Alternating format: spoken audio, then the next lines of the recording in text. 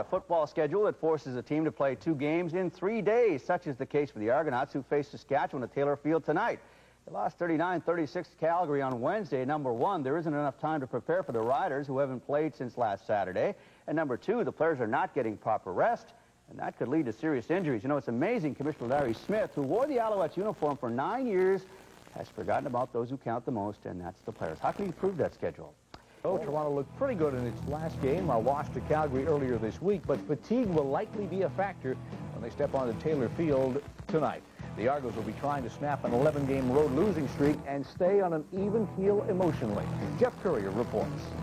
Well, surprisingly, I think we were upbeat. You know, I went to the dressing room after the game. I thought we'd be a bit down, but it seemed that the atmosphere was up. Coach Meyer said we had to take a step forward in that game, and I think we did, even though we did lose. After losing a heartbreaker in Calgary on Wednesday, the Argos carry their wounded into Regina in the hopes of ending the second longest road losing streak in CFL history. Montreal dropped 22 straight away from the Big O between 1980 and 1983. One solution might be a quarterback switch. Mike Kerrigan sparkled in relief of Tracy Ham on Wednesday. It's going to be Tracy Ham, Mike Kerrigan, and Brett Johnson. Will Tracy start for you? You know, that's something we'll have to take a look at, you know, make a decision before game time. But we felt like all year long that we have a good 1-2 punch there. And, of course, Mike Kerrigan has played very, very well the last 2 times he's played. So we're pleased with that, and we'll just have to wait and see what decision we come up with at game time. If you include playoffs and preseason, Saskatchewan has lost 7 of its last 8 games. But the head man says he won't start an airlift. We've got good football players. We need to perform a little bit better. We need to correct the mistakes, and we need to coach a little better. When we get that done, we'll have a good football team. The Rough Riders lost in Edmonton and Sacramento last week, and it's been a combination of errors which has contributed to the 1-3 record. And keeping the offense on the field, we feel like we've got to strike quick to stay in the ball game. That's number 1. I think number 2, offensively, you know, we're not converting in some key second down situations, especially in scoring territory, and that's hurt us. That's killed drives. It's kept points off the board that we should have had, and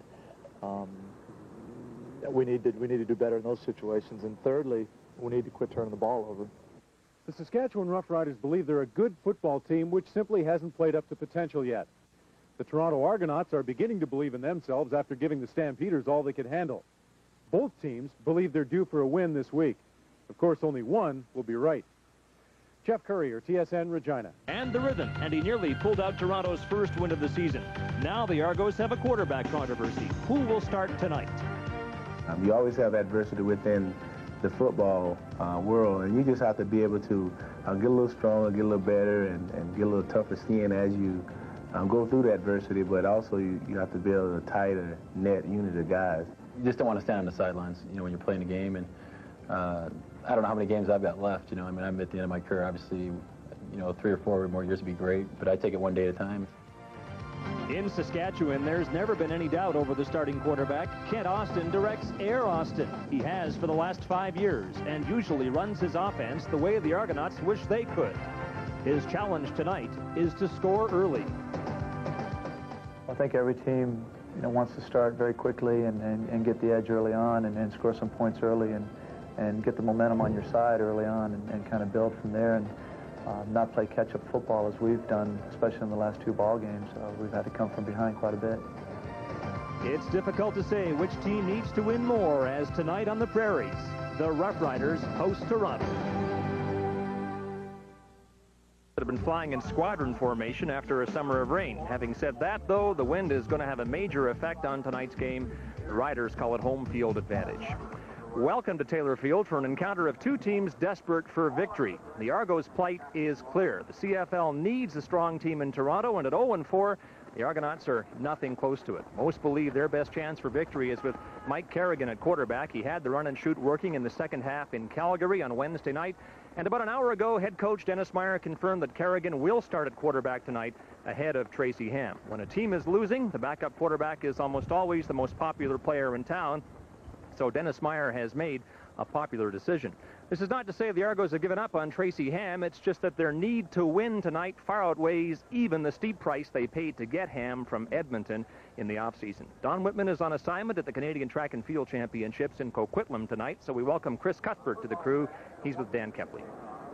Thanks, Scott. Good evening, everybody. Dennis Meyer did end the mystery about an hour ago, Dan, but with his team 0-4 and with Mike Kerrigan the only quarterback that's really moved the offense this year, the decision was an obvious one, wasn't it? Well, after speaking with Coach Meyer yesterday, he said that all of his decisions that he's going to make is in the best interest of this ball club. And I think that decision was made because of the popularity and also the success that Kerrigan has had as a quarterback. He's also had the ability of coming in the third and fourth quarter after standing on the sideline, watching Tracy have to endure some of the defenses that have been put up against him. So now we'll see what he can do as a starting guy. No mystery about the starter for Saskatchewan, Ken Austin. Well, without a doubt, he'll come out there and he's got a great receiving core. The one question tonight, will that offensive line give him enough time to get the job done? Well, another question may be, can the quarterbacks handle this stiff wind? It's Austin against Kerrigan in this one tonight. Scott? It's a warm night on the prairies, the wind doing the work of the bug spray. Stand by. Saskatchewan and Toronto will kick it off when we return to Taylor Field in Regina. Big City meets the heart of the Grain Belt on a clear, blustery prairie evening. We're at Taylor Field, Regina for the Argonauts and Green Riders. Dennis Meyer's first win as a head coach came against Saskatchewan last September, and he's desperately seeking his first win of 93 against the Riders tonight. Saskatchewan coach Don Matthews says his team is better than last year's 9-9 squad, but now they've got to prove it. Well, they certainly do. You can have all the philosophy you want, you can have all the X's and O's, but they still have to go out there and get the job done on the field, and both teams have to prove that tonight. Tough task for the Argonauts, playing their second game in 72 hours. As an ex-player, I know you feel for them. I absolutely, my heart goes out to these guys. I can't understand with the size of these players, the speed and the amount of punishment that they put out and give and take out there, how they can expect their bodies to recover and be able to go and perform. Again, this is just life. You have to accept it. Now just go out there and get it done. Ankalisic putting the ball on the tee. Don Matthews' team will have the wind in the first quarter, and it will be a factor in this game. Dropping deep. Errol Brown along with Mike Saunders and Terrell Ulmer. And the kick gets hung up in the air. That's a free football. Farthing got his hands on it, and it looks like Saskatchewan brings it down at their own 49-yard line. But the wind will be a factor in this game. Just a 26-yard kickoff and little return. Well, no wonder the Argos are double blue. They have to face first Doug Flutie and now Kent Austin, who leads the league in passing as he did in 92. He has a great set of receivers. The offensive line has been rebuilt this year, and Austin says so far so good. Power I formation to start the game, and they'll run it to Mike Saunders left side across midfield and down to the Toronto 53-yard line. And Danny, we got an indication yesterday that Saskatchewan, a team that doesn't like to run, would like to establish the run in this game. Well, I think it was very important that they get Saunders in the game, try to establish that, because that's going to take a little bit more of the heat off Kent Austin and allow him to do what he does best, and that's throw the ball. Great front four for the Argonauts. Here's Saunders again, but he'll be stopped up near the line of scrimmage, short of the first down. The safety, Dave Van Bellingham, led the surge, and there's Mike Campbell finishing off Saunders.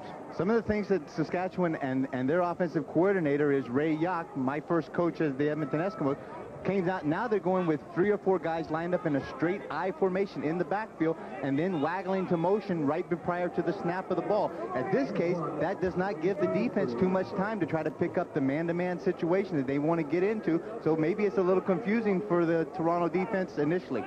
Matic into the game, 3rd and 2. It looked like the Argos thought Saskatchewan might gamble on 3rd down from midfield with the wind at their backs. But now Clowns and Zatilny drop deep. Matic with the long count, but the Argos stay onside, and the left footer kicks it to Zatilny inside his 10. And Zatilny up to the 14-yard line. And that's where the Argonauts will put the ball in play. 46-yard punt and a 7-yard Zatilny return. Well, 279 yards and 3 touchdowns in the first half against the Grey Cup champions Wednesday has given Mike Kerrigan his first start of 93. And from what we saw against Calgary, he has some weapons to work with, Dan. Incredible weapons with the addition now of Craig Ellis. Craig Ellis is healthy, and he is a very proven receiver. Good offensive line. Got the Francois Belanger in there now, also Daryl Hall. And in this case, these guys may be able to get the job done for the Toronto Argonauts. Here is a shovel pass up the middle, and it's Pinball Clemens up near the 25-yard line and close to a first down as we check the Saskatchewan defense for you. Great front four for the Green Riders. Sean Brantley, the only new face there. He is replacing the injured veteran Gary Lewis. They've been very happy with what Brantley has done. This right here, the linebacking core of Saskatchewan, Don Matthews says, is better than they have ever had here. Watch for 99, Maurice Crum, a good-looking rookie. Barry Wilburn is a newcomer who once led the NFL in interceptions, played for the Super Bowl champion Washington Redskins. Had a couple of interceptions in Super Bowl 22, and that is another reason Don Matthews feels that his defense is better out of the Miami Hurricanes. You'll hear us talk about Maurice Crum a lot tonight. We expect he leads the CFL in tackles this season. Was a first down for the Argonauts with Mike Kerrigan calling the signals. Argos moving against the wind with Pinball Clemens, and he's tripped off across the 25 by the middle linebacker, Ray Bernard. Something that Tracy Ham or Kerrigan has to do. In any case, this Toronto team has to get Michael Pinball Clemens involved in the offense early. He is a threat. He has to keep his hands and get his hands on the ball as quickly and as many times as possible during the course of the game, because that is a player that can be impact and make a lot of things happen. Ball at the 27, and 2nd and 8 Argonauts working against a stiff freeze in the first quarter. Kerrigan throwing right side. Robert Clark slipped on the play. He was working against Barry Wilburn, and it's 3rd down. One of the situations you see a lot of times, Kerrigan will come out. He'll send 3 or 4 receivers to the wide side of the field, gives it a one-on-one situation. Now, what he had last week, Calgary played off of them in a man-to-man situation, gave a lot of room to those inside receivers. You'll see the cornerbacks of Saskatchewan jump up and play press. What they're saying, they're going to get right up on the line of scrimmage and run with these guys man for man and try to... Here's Olisic, 53-yard average against Calgary, and a line drive kick, a good one, into that wind. Saunders tries the near side, and he is nailed on the play. Don Moen, the veteran linebacker, brings him down. When we return, Saskatchewan will be on offense. Well, they're wearing blue. I'm not sure if those are Argo fans or Rider fans, because the fans of both teams have been a little uneasy, to say the least, with the starts of their 2 football teams. Saskatchewan 1-3, Argos 0-4. Austin first down, throwing in the flat, and Narcisse, the intended receiver, but that pass sailed high. Well, let's check that Argo defense. Great front four, veteran group. Warren, Harding, Hallman, and Campbell. Arnie Williams back in the middle for the Argos. Brian Hilk was the middle linebacker against Calgary. And Darren Hughes and Dave Van Bellingham returned to the lineup for the Argonauts in the secondary. 2nd and 10 for Austin. Out in the flat, and it was almost picked off. Kevin Whitley was watching Saunders, and it looks like Austin having a little trouble with that wind in the first quarter. A little bit of the wind, but also the trouble that he was having was Toronto dropped back in the zone on both of those 1st and 2nd down situations, and they played it extremely well. Forced Kent Austin to have to look to the sideline, try to throw the ball to the flat. Kent lobbed the ball out there. Whitley almost could have had a chance had the ball been thrown on the mark. It was 6 going the other way.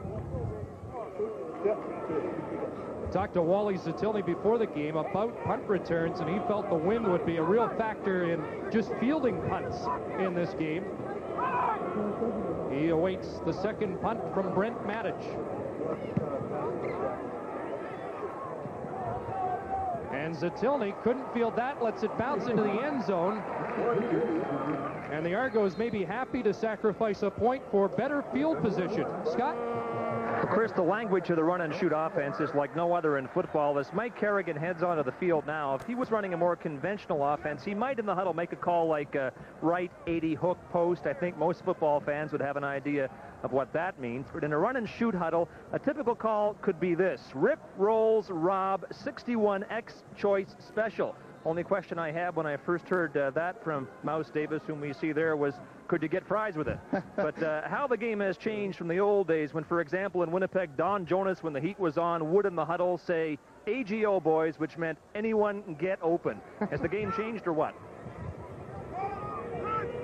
Well, Kerrigan certainly has been calling the right numbers for the Argos. Masadi, the intended receiver, and he was bumped by Albert Brown. Couldn't come down with the ball as it falls incomplete. Paul Masadi coming off a career game in Calgary the other night. 6 catches for Masadi in that game, 170 yards and a touchdown. 72-yard touchdown, a big thing, and that's the kind of big game breaker offense that this run and shoot is. It allows you sometimes, if the read is there and the defense is there and the throw is on the money, then all of a sudden you're going to pick up a big score.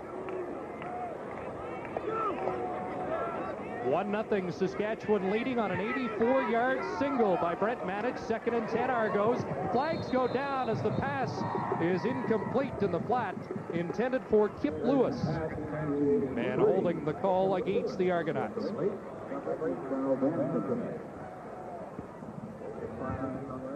Referee tonight, Dave Ewell.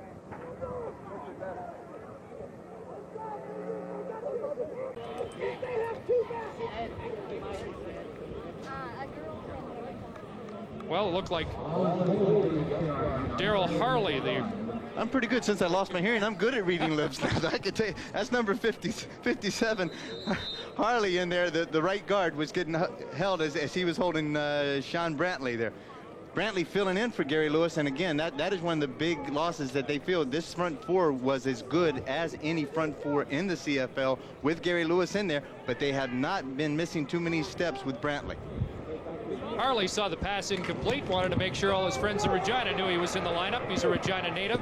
And there's a short kick by Alisic, which goes out of bounds at the Argo bench near the 50-yard line. So great field position for Saskatchewan.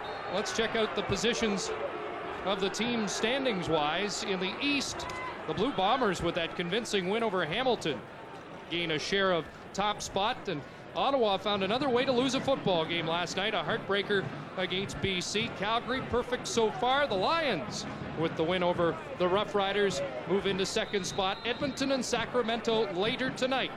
And Saskatchewan doesn't want to lose touch with the leaders. Not at all. It's very important now with 5 teams in the West and the teams being as close as they are. They need to win this game just to stay in the race early in the year. You do not want to get behind. 5.5 minutes into the game, Mike Saunders takes the handoff. Not much there. As he crosses the line of scrimmage, may get a yard on the play. Looks like Arnie Williams, 72, with Mike Campbell in on the stop. Not much rushing from the Riders this year, but particularly in their last game, Dan. Saunders with an injury early in the game, and they didn't want to hand off to him with a thumb injury. There's a couple of real physical ball players right there. Elgard and Benson going right at it. Elgard will challenge you every time he comes up to the line of scrimmage. 2nd and 9. Austin throws over the middle, incomplete. Good coverage there, supplied by Kevin Whitley on Jeff Fairholm.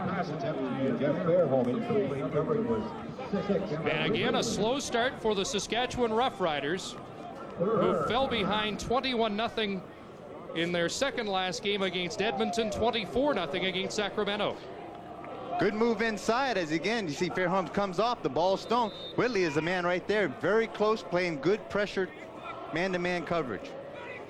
It's important right now with that win. Ken Austin knows that he needs to score some points and try to create some kind of lead early, because sooner or later, that second quarter and probably the third quarter, they're going to have the win into their face.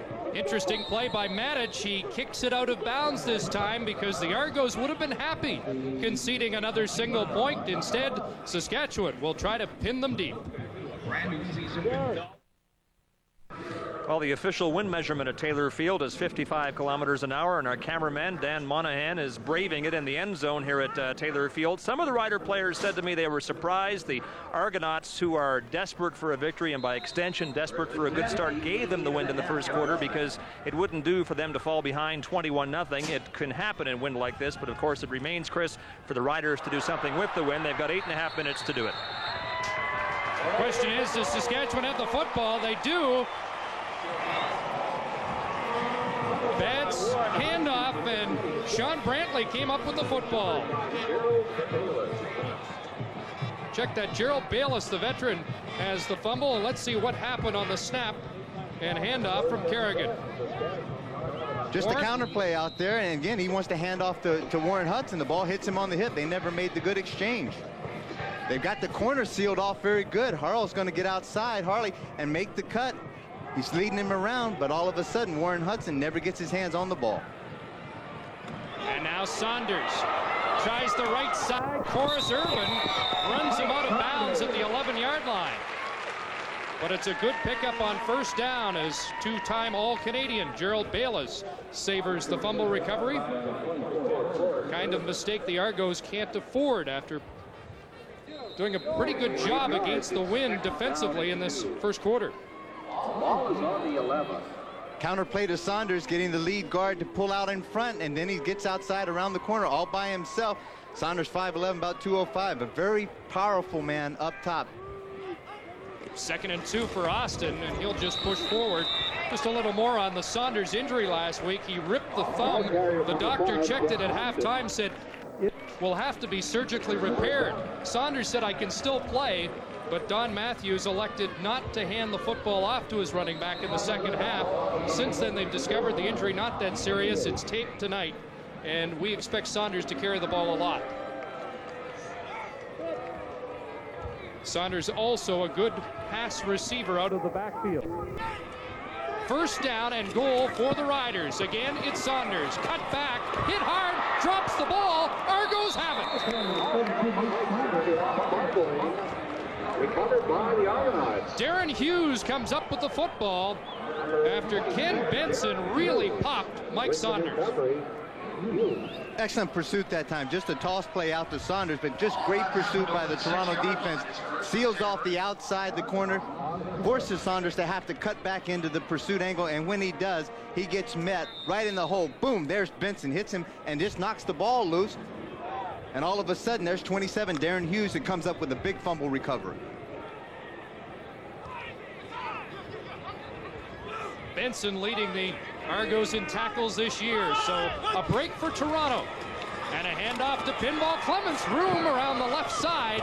Clements out at the 14-yard line. Terrell Ulmer with the tackle. A flag is down on the play.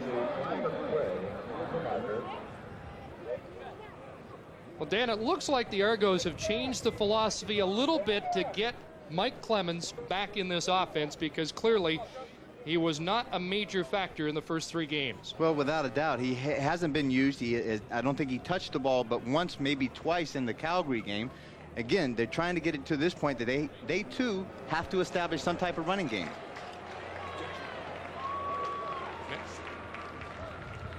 Well, Dave Ewell's Mike is dead, but it is objectionable conduct. And it goes against the Argos. Half the distance to the goal line, and it negates a good run by Mike Clements, and the Argos are backed up here. 6 minutes and 35 seconds to go. First quarter, Argonauts working against the wind and trailing 1-0. 5th straight game the Argos have failed to score first. Kerrigan in trouble, and down he goes. Bobby Jurison at the goal line. It's the 12th sack of the year for the Saskatchewan front 4 for Jurison, number 3. Just a great player, Bobby Jurison. Ever since the Don Matthews has come over here, the one thing he did was start to make him an example of a quick Parker, a stand-up rush defensive end. Bobby lost a lot of weight in there. He's down to about 235, got a lot faster. That'll be his 90th career sack, which takes him ahead of Vince Goldsmith. And he is extremely happy. We talked to him yesterday. He said, I want to get this one early and get it over with. Kept the football, and a little piece of Saskatchewan Rough Rider history for the popular Bobby Jurison. No, you had a nice chat with him yesterday, and the influence that James Quick Parker has had on his career. Quick now a defensive line coach in Saskatchewan. So do the Argos give up 2? Olisic looks like he will, and runs out to kill a little more of the clock. And again, with the stiff breeze the Argos have worked against, not a bad move. They trail by just 3 here in the first quarter. Good look at Quick Parker there. I had the pleasure of saying that was a teammate of mine, and one of the guys, he won the Shinley 3 years, and he started the position of a quick stand-up defensive end. The thing is, you lined up, you knew Quick was going to come and get you. The only problem was we weren't trying to disguise anything. That was your problem. You had to figure out how to block him. Not too many people had success doing that. So Dennis Meyer employing the strategy of giving them a few crumbs here. Just don't give up the big play. And right now that 3-0 score doesn't look too bad, considering the Argos have worked off almost 10 minutes of the first quarter against the Wind. Very smart call, I think, even with Hank Ilisic, who has one of the most powerful kicking legs in this whole league. Can't battle against the elements of the Wind here in Regina. And again, the Saskatchewan at that point felt, and they still feel through the course of this game, that they will have an opportunity to return the punts against Toronto, because they will keep them in a really tight formation, line up 11 guys on the line of scrimmage, send only one guy deep, and then what that does is going to open up this field a lot more for the Saskatchewan return. That's if Hank Ilisic kicks it deep. They call this the Argo hands team, which is in, and that might suggest a short kick. Riders are certainly ready for it.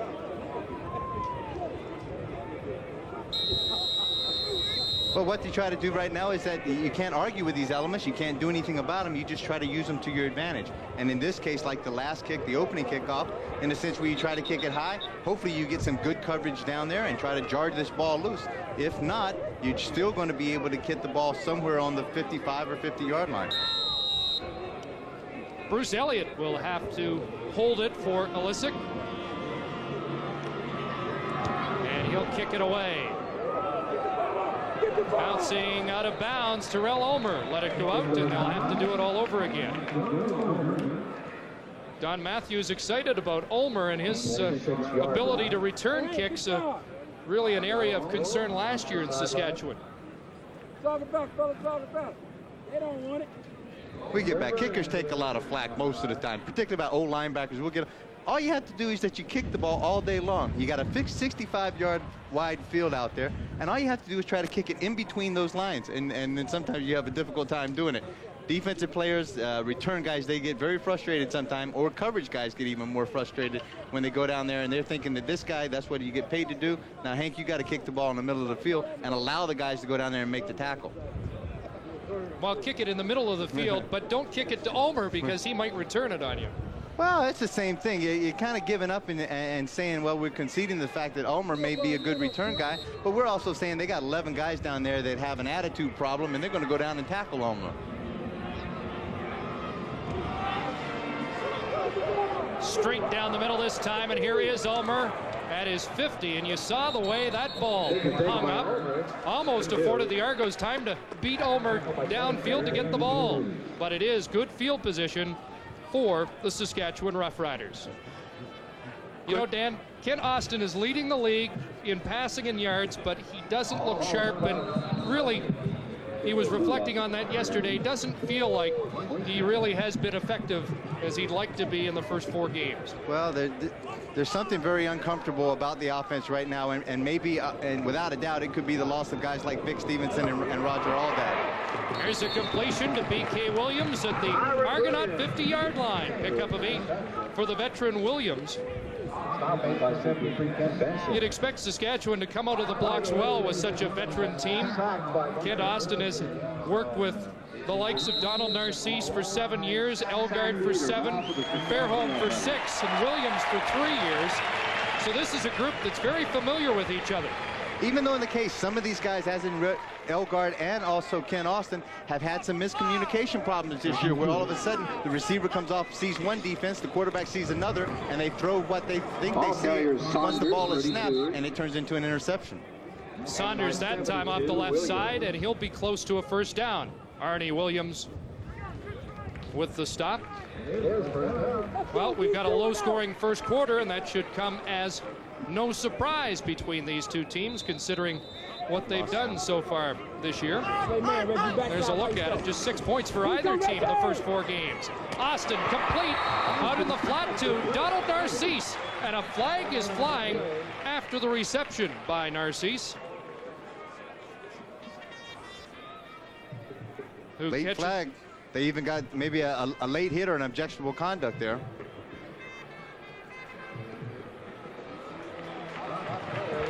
after the catch, and it goes against the Argonauts. Narcisse now has caught passes in 95 consecutive games for the Riders, and Mike Campbell, the guilty party. Saskatchewan. First down, Austin looks over the head of Elgard in the end zone, incomplete. Pass was going to Ray Elgard. And Dan, this is the area where Ken Austin has had the most problems. They're racking up a lot of yards, but not a lot of touchdowns. That was the kind of thing we spoke with Don Matthews yesterday. They were having problems as far as finishing their drives, and that means getting the ball into the end zone or at least coming away with some type of points. From the 20-yard end, they're calling this into the red zone. It's the terminology that Coach Matthews used yesterday. Well, the Green Riders hoping to get in the red zone here. Austin in the end zone to Fairholm. And now we've got something going at the 25-yard line. Perhaps a carryover from the Mike Campbell penalty a couple of plays ago. Rodney Harding is in the middle of it as well.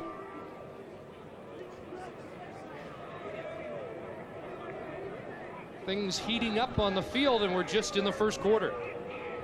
3rd and 10, Saskatchewan, 17-yard line. When it starts this early, it sure makes for a good 60-minute ball game. Mike Anderson, Paul Vida, Scott and Craig Hendrickson, and Dan Payne, the offensive lineman for Saskatchewan. And on 3rd down, Mr. Automatic, Dave Ridgway, will attempt from 24 yards. And he has his 13th field goal in 14 tries this season. And Saskatchewan ups its lead to 6. Most affected by the Argonauts' merry-go-round of changes this season have been the secondary, where there are 3 players starting tonight who were not there to start the season. And on the offensive line, there's only 1 starter back from last season and 4 who weren't in starting roles to begin this year. Craig Ellis, also a new starter tonight. And numerous players have been in and out of the lineup for any number of reasons. Running back Derek McAdoo was given this game off to get married, I should say. Chris Sinnix would say that getting married on Saturday can really screw up the whole weekend, but perhaps not for McAdoo, whom we know is in love. It could, though, greatly affect the Argonauts. You're going to get in even more trouble than you've been in, Scott. There's Craig Ellis, one of the changes, I guess, of most importance to the Argonauts, that there were no changes from Wednesday to Saturday on the offensive line, and that's been the area of concern, and they've been anxious to get 33 in the Argo lineup since the big trade. You can't say enough about familiarity and consistency as far as lining up with the same people and working with them game in and game out. Kerrigan looking for Ellis, and there's a... Check that, Kip Lewis, a flag down, and he'll have a first down, but we'll wait for the flag. In the secondary. Got a late flag coming there, and it could have been Robert Clark, number 89. They're calling a pick against the Argonauts. And this one's coming back.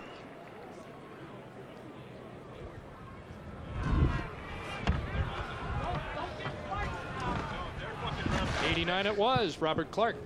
See there, you never close the door without opening a window somewhere, even when you lose the hearing again. Like you say, you can see the 89, and it's going to be the picture. It's right at the top of your screen there. Just a pick coming in. Number 8 is Charles Anthony, and Robert Clark was the receiver that came in. They're calling it a pick. Basically, what they want to do is try to rub, or you want to try to get as close to that defender as possible, but without disrupting his pattern or his ability to cover the receiver. It negates a first down completion. Instead, 2nd down, and now 15 for Mike Kerrigan. Ellis in motion right. Clements comes to the left side. Austin overthrows the intended receiver, went back to Kip Lewis, who has a catch in each of the first 4 Argo games, but it will be 3rd down. So Kerrigan not experiencing the same success as a starter as he did coming off the bench. Well, as I wanted to mention earlier, in the same sense, Kerrigan's had the benefit in every one of those 4 games of being able to stand on the sideline and watch exactly what the defense is doing to him through the course of the 1st, 2nd, and sometimes the 3rd quarter, and then come in the end and then be able to perform and try to produce what he can out there. In this case, he's going to go out there and he's seeing everything front and foremost. And again, he's not having very good success early in this part of the game. Ankulisic on 3rd down. Flag goes down. line drive kick is rolling out at the Argo bench at the Toronto 48-yard line, but let's find out who jumped at the line of scrimmage. Between that and I think there's also a holding call somewhere. Okay, I'll tell you what I got here. Just a second, I gotta give it. Got holding on the receiving team. I got procedure, there aren't any. We're gonna bounce them off, go up 5, you're third down again. So Olisic will get a chance to do it again, 5 yards upfield. Dan, you can decline penalties. The way these two teams have played first quarters this year, you'd like to decline the whole first quarter because both teams have struggled out of the blocks. Well, they really had. This has been the guys that are working the hardest out there, the refs that are throwing those, the right arms are getting a little tired with those flags and those rags hitting the ground so much.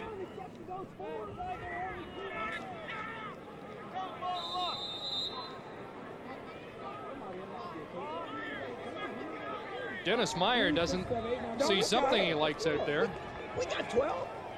Unless he wants Arnie to move up. Apparently a problem with the Argonaut punt formation. They call that. No flags. And Olisic gets away a better kick. Saunders inside his 50. Saunders finds a hole, lost the football. Riders get it back, and there is another flag down. And another flag flies. Tempers are going to flare out there, and the flag behind is going to be something against the kicking team. Not much offense so far, but there have been some offensive plays as far as the players on the field are concerned. Temper's really short, and Dennis Meyer can be added to that list. Well, at any time that you're 0-4 and 1-3 at some situations, you know, tensions and the tempers are going to be right on the edge. And there's a lot of frustration out there that's going to be taking place. You can see it right across Coach Meyer's face there. He's excited about what's going on.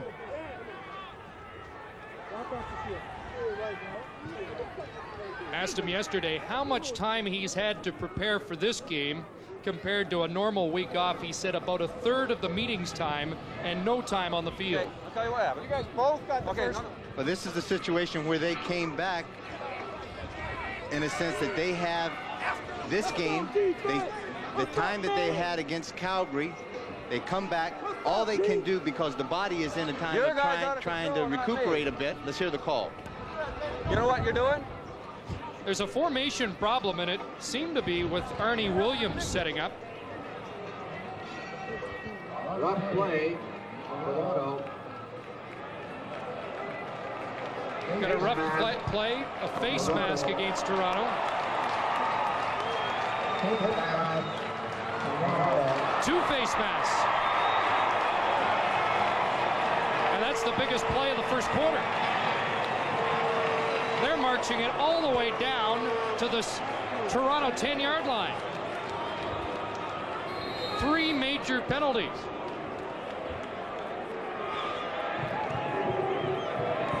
Net yards offense, 46. Saskatchewan just got 45 yards on those penalties. First and goal from the 10. Austin to Saunders. And he's dragged down by Benson when he saw daylight towards the end zone. Austin doing a good job that time of reading the blitz. He's got one of the quickest releases in this game, picking up the man-for-man coverage and hitting Saunders underneath. At the 3, second and goal for Saskatchewan. 40 seconds left. First quarter as they look for their first major. Austin keeps, and he won't get there. The ball carrier.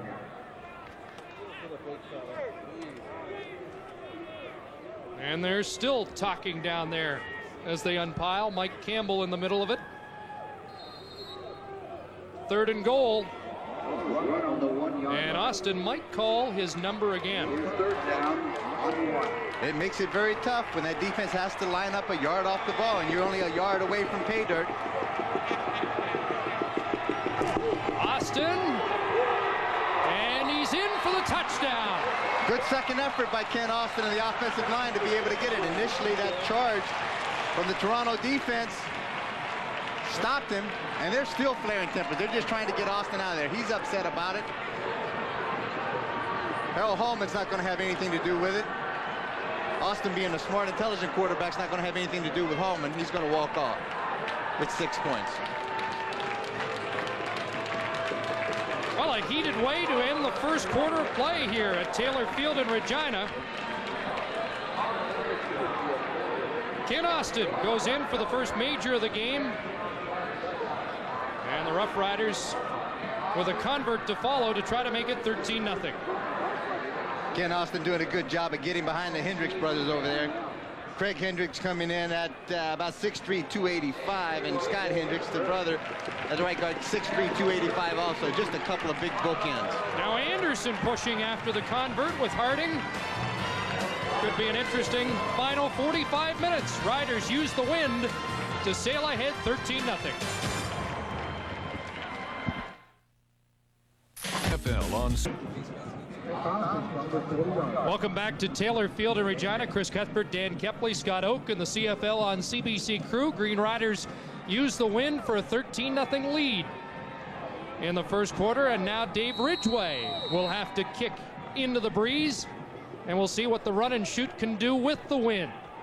Bouncing ball picked up by Terry Dickey, and he is down immediately inside his 35-yard line. Dave Pitcher led the surge downfield for the Riders. Here's a touchdown coming in. Ken Austin just off the right skin. Don Moen comes in from the right side and really gets a good shot on Ken Austin's back. He's wide open. He's unprotected right at the last minute, and he feels that shot. And then they start to push and shove a little bit in there.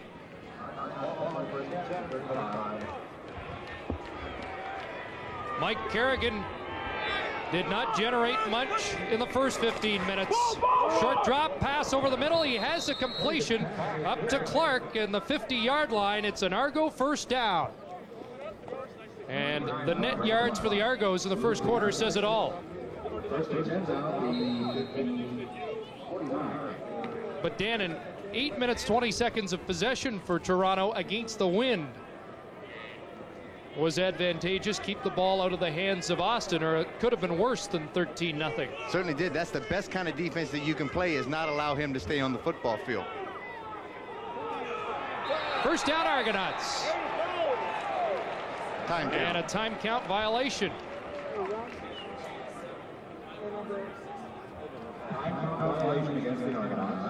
Kerrigan didn't like what he saw and looked like he was trying to audible at the line and ran out of time. We see that quick look. As he comes out, he takes it, and he knows that that's his fault. He's responsible to get in there. Once he gets the huddle, get up to the line of scrimmage, he's in full view of the clock, and he knows he has to get the play off in time. So it's 1st and 15. Kerrigan has a man open, but he threw behind the intended receiver, and Kip Lewis took quite a hit. 83, Kip Lewis. Vincent Donaldson supplied the hit on Lewis. Donaldson has had a rough start to this season, moving from the corner inside, and he takes out his frustrations here on Lewis. Ball thrown behind Kip Lewis a bit. He's got to make an effort to get both hands going up there, and then Vincent Donaldson just lays him out. That's the kind of intimidation you want to see by good defensive ball players. And it's 2nd and 15, Toronto. Oh, right there, Kerrigan under the gun, and down he goes. Maurice Crum, the rookie linebacker, came on the blitz that time. And it's the 2nd sack of the game for Saskatchewan.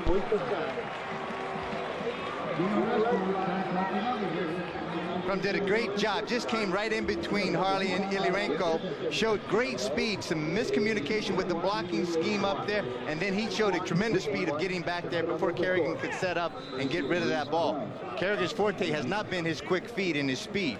Out of Miami, Maurice Crum told me yesterday he had lost just 4 college games with the Hurricanes in 4 years, so he didn't want to lose his 4th game of this season tonight against the Argonauts. Palmer with it, and he is hit hard as he hit the 25-yard line. Williams and Brian McCurdy with the stop. That's what they want. A city that loves its football, Regina, Saskatchewan. We're at Taylor Field. And Dan, I admit I made a rookie mistake today when I asked you before going outside if it was breezy.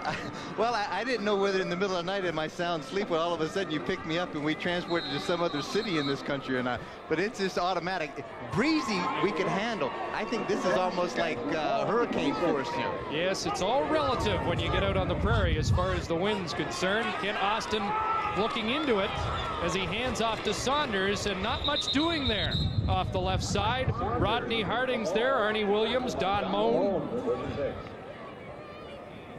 The Iron Man, Don Moan, playing in his 195th consecutive game. And he likes to play here, a native of Swift Current, Saskatchewan. Steady player, the leader out there. He is one that's going to get this defense and get everybody together on the same page, and they will be a force to reckon with by the end of the season. 2nd and 10 pass for Saunders falls incomplete. Moan step for step with the running back, and Saskatchewan will have to punt into the wind. And an animated Dennis Meyer at the Argo bench, hoping that his team can end a 9-game losing streak going back to last season if you include the 2 preseason games as well. Manich with his first punt into the wind. And the Argos have 3 men deep to make sure the ball doesn't hit the ground. They got a hand on it. Pick it up! Clements fielding it, and flags go down. But it sounded as if somebody got their hand on the football. I think there was some pressure up front. We'll have to check on the replay, see if we can see who got the hand in there. The ball was kicked really low. And that's Manich, what he is trying to do is obviously drive the ball low into the wind and try to get as much distance as he possibly can. But again, the other side of the coin on that, as you drive it low, you're going to give those defensive guys, the on-rushers, a chance to get their hands up and knock it down. Great field position for the Argos, but that doesn't look good as Pinball Clements getting some attention. Harold Hallman broke through and stuck his arms in the air to get a piece of the Manich punt. I can't imagine the feeling of a kicker standing back there, and all of a sudden you're looking up, you're all by yourself, you've got the ball in your hands, and the one thing you're going to see is Harold Hallman coming at you.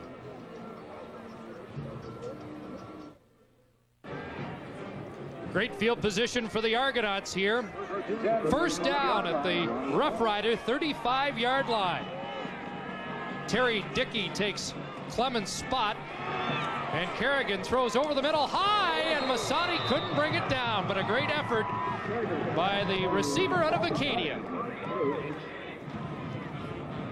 Kerrigan showed some great form that time. 4 receivers to the wide side of the field. He came out, fronted out to his right-hand side, and gave a real hard look, trying to do something to bring the safety as a Saskatchewan Rough Rider over, and he did. Then he came back to the throwback and's got the post open. He's sitting right there. You can see Masadi, number 88, had the ball hit his hands. Unfortunately, was not able to bring it down. 2nd and 10. Kerrigan, and Kip Lewis can't hang on. Hit on the play by the safety, Glenn Suter. And it's 3rd down. Glenn Suter in his 10th year in that secondary of the Saskatchewan Rough Riders has just been the mainstay. He's the captain out there. He's the director, calls the defenses, gets everybody in the right positions. And so they'll attempt a 42-yard field goal as Lance Chomik comes on, 5 for 6.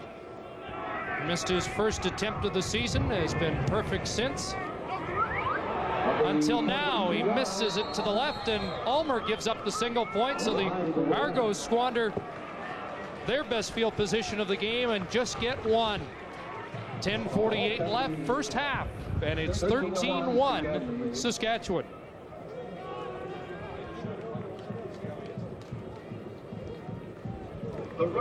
Dan, we might see a long field goal today. There's Pinball. Looks like he'll be okay. Well, when we were meeting out there before the game, Chris, we're down there, and they were kicking them from anywhere from 60 to 65 yards. Wind aided, obviously, but the thing is that you don't have the control of the ball that you would like to have when you're trying to kick it with the wind. Here's Austin in trouble, gets it away. And Mike Saunders has some room. Saunders is pushed out of bounds at the 32-yard line. Kent Benson came back, but Mike Saunders breaks the biggest gain of the game so far for Saskatchewan. It's a 43-yard pickup.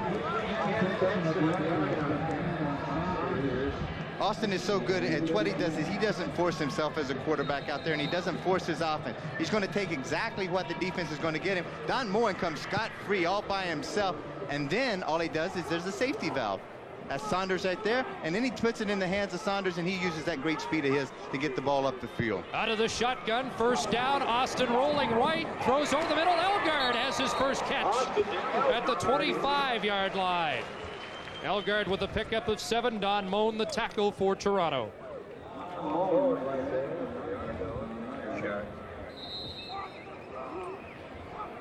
Three-time outstanding Canadian and making a move up the all-time list. 4th all-time in receptions.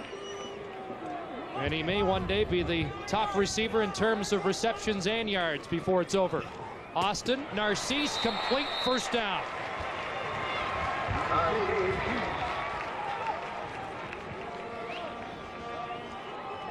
Four straight 1,000-yard seasons for Narcisse as Austin checks the wrist. And again, you mentioned it earlier, Dan, this is a critical area for the Riders. They want to improve their ability to convert these opportunities inside the 25. So it certainly hasn't been a problem of getting there. Then the only thing they got to do is finish it once they do get there.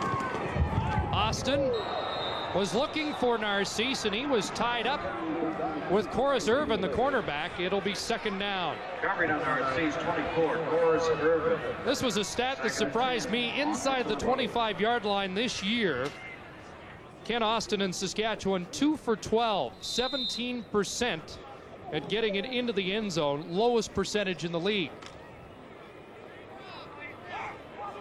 Not something that you would ever expect from an offense that has been as potent as this offense has been over the past years. Austin with lots of time. Narcisse knocked down by Irvin, but a flag goes down on the play.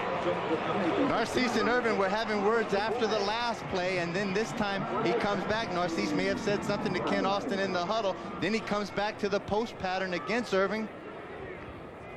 This may be going against Narcisse. Number 57. Number 24. Second down again.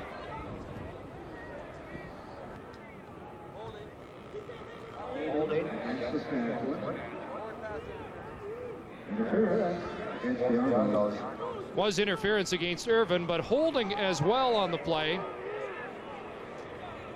against Saskatchewan. I think they called out on 57. I heard right prior to the call by debut was the fact that 57, Dan Payne.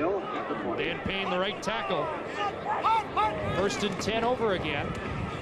And Austin looks deep, has Fairholm, and it's knocked down as Darren Hughes recovered nicely. Fairholm was open, but again, that pass may have been held up in the wind. Without a doubt, it was held up in the wind because Austin had exactly the play that he wanted to call. He had Fairholm running the post corner. A little bit of rub by Elgard that comes outside. Now he's got him beat cleanly by 3 or 4 steps. But as Austin released the ball up into that wind, blew it back, and then all of a sudden now Fairholm had to come back, try to make a good play, turn from an offensive player into a defensive player so that Hughes could not intercept it. And so Ridgway called upon for his second attempt of the game, this from 26 yards. And Ridgway's good. So the Rough Riders increase their lead to 16-1.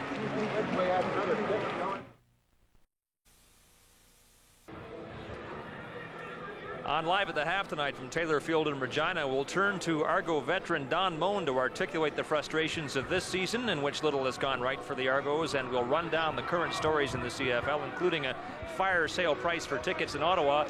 We've obtained exclusive footage of Cal Murphy at work in Winnipeg. Stay tuned for that. And there's Don Moen, who's had a pretty strong first half among the Argonauts, who have played well. Not many of them have, Chris.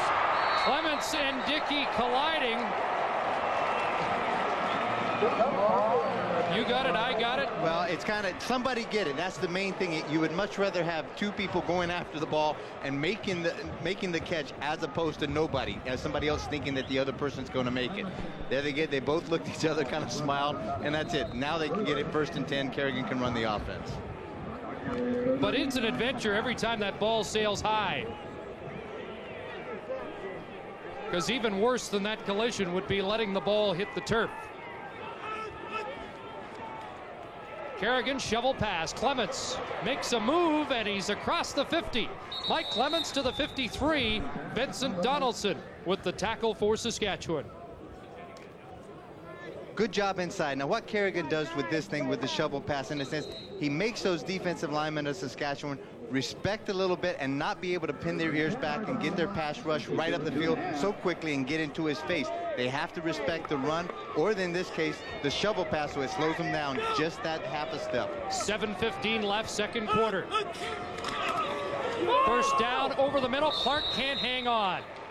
Kerrigan for Robert Clark, incomplete. Wilburn was in the vicinity, but that pass should have been caught. Without a doubt on that case, Clark is one of the few receivers in that receiving core that has some of the run and shoot experience. He was the #1 receiver with Detroit in 1990, 1992 with the Silver Stretch offense, and that's Mouse Davis. So he knows this offense very, very well. Now the main thing he's got to do is what his job says, catch the ball. Kerrigan looking deep, has a man open, and it's a completion. Craig Ellis has his first catch as a Toronto Argonaut, and it's a big one. 37 yards for Ellis, and it almost seemed like he wasn't down by a Saskatchewan Rough Rider. We saw Paul Mazzotti get up and score against Calgary Wednesday night. This is the kind of thing that Craig Ellis, being a veteran, jumps up quickly. Oh, he gets the hand, he gets the foot against the shin, and if that's the call, then that could be it. Craig Ellis, at that time, you've got to be able to bait maybe some of those referees into thinking that the guy never touched you. Charles Anthony playing one-hand touch. Kerrigan throwing in the flat, and Mazzotti can't hang on. That was the play that was so effective against Calgary on Wednesday. Flag down on the play. Flag on the play. Good situation that time. When you get the one-on-one coverage and you know that the defense is going to run with you very firmly up the sideline, the ball is initially thrown behind you and intentionally thrown behind the receiver. The receiver knows it's going to be there, and then all of a sudden can make the move coming back. The defender is thinking that it's going to go up into the end zone. Defense number 98. First down. Gerald Bayless has been called for unnecessary roughness. That takes it down to the 10-yard line. And the Argonauts are first and goal.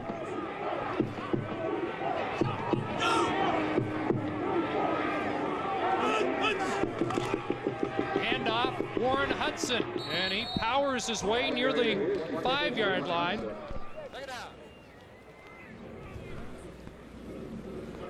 Glenn Suter, Sean Brantley in on the stop. I was amazed that we stood on the sideline before the game and Warren Hudson walked by us, you know, with his t-shirt on. Absolutely, just a huge fullback, 6'2", 6'3", about 230, 235. Very powerful, and he is the key to this run and shoot offense, that he has to make the initial block on the corner. If he's 230, they may have to check the weight scale. Kerrigan rolling out, looking in the end zone. Lewis, touchdown. Kip Lewis paid the price, but he has the score. Boy, he has been cranked a couple of times in this first half. But a gutsy catch as the Argonauts on the board. It came with a halfback blitz from the wide side of the field, and that means that the safety, Glenn Suter, has got to get over and run man for man with the third receiver on the inside. In this case, he got in a trail position. Kerrigan did an excellent job to get away from the blitz, to break containment, get outside, use those good quick feet of his, and then throw the ball on the money. Convert's good. The Argos into the game now. It's 16-8. The touchdown reception for the Argos. Well, let's take a look right here. Right at this point on the left part of your screen, you're going to see Vincent Donaldson come in from his halfback position. Kerrigan is here, and then he's going to elude and get outside of him, and that's what's going to create the opportunity for the pass to be completed.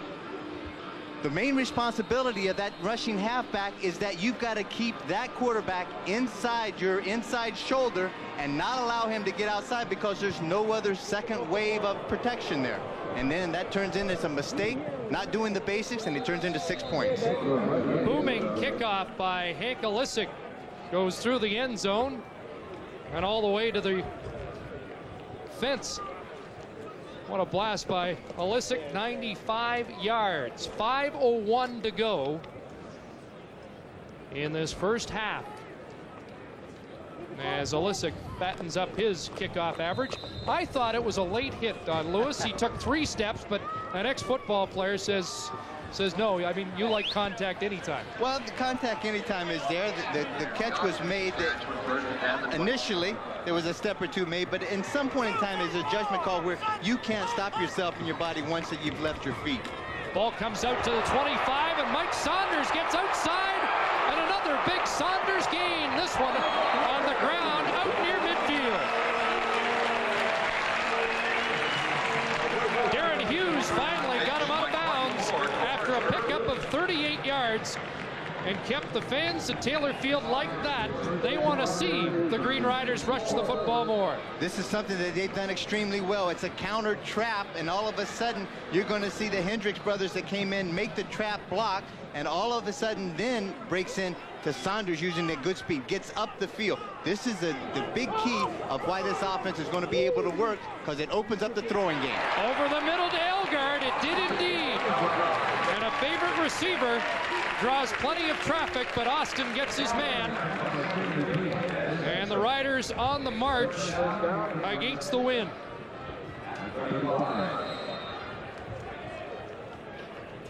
Ken Austin with plenty of time to throw the ball, and those linebackers of Toronto were up in there faking the blitz, and that allowed them not to be able to get the depth they needed to cover their zone, and all that receiver had to do was come back underneath it. Ken Austin found Here it. comes Fairholm. And Fairholm broke 1 tackle and gets to the 28.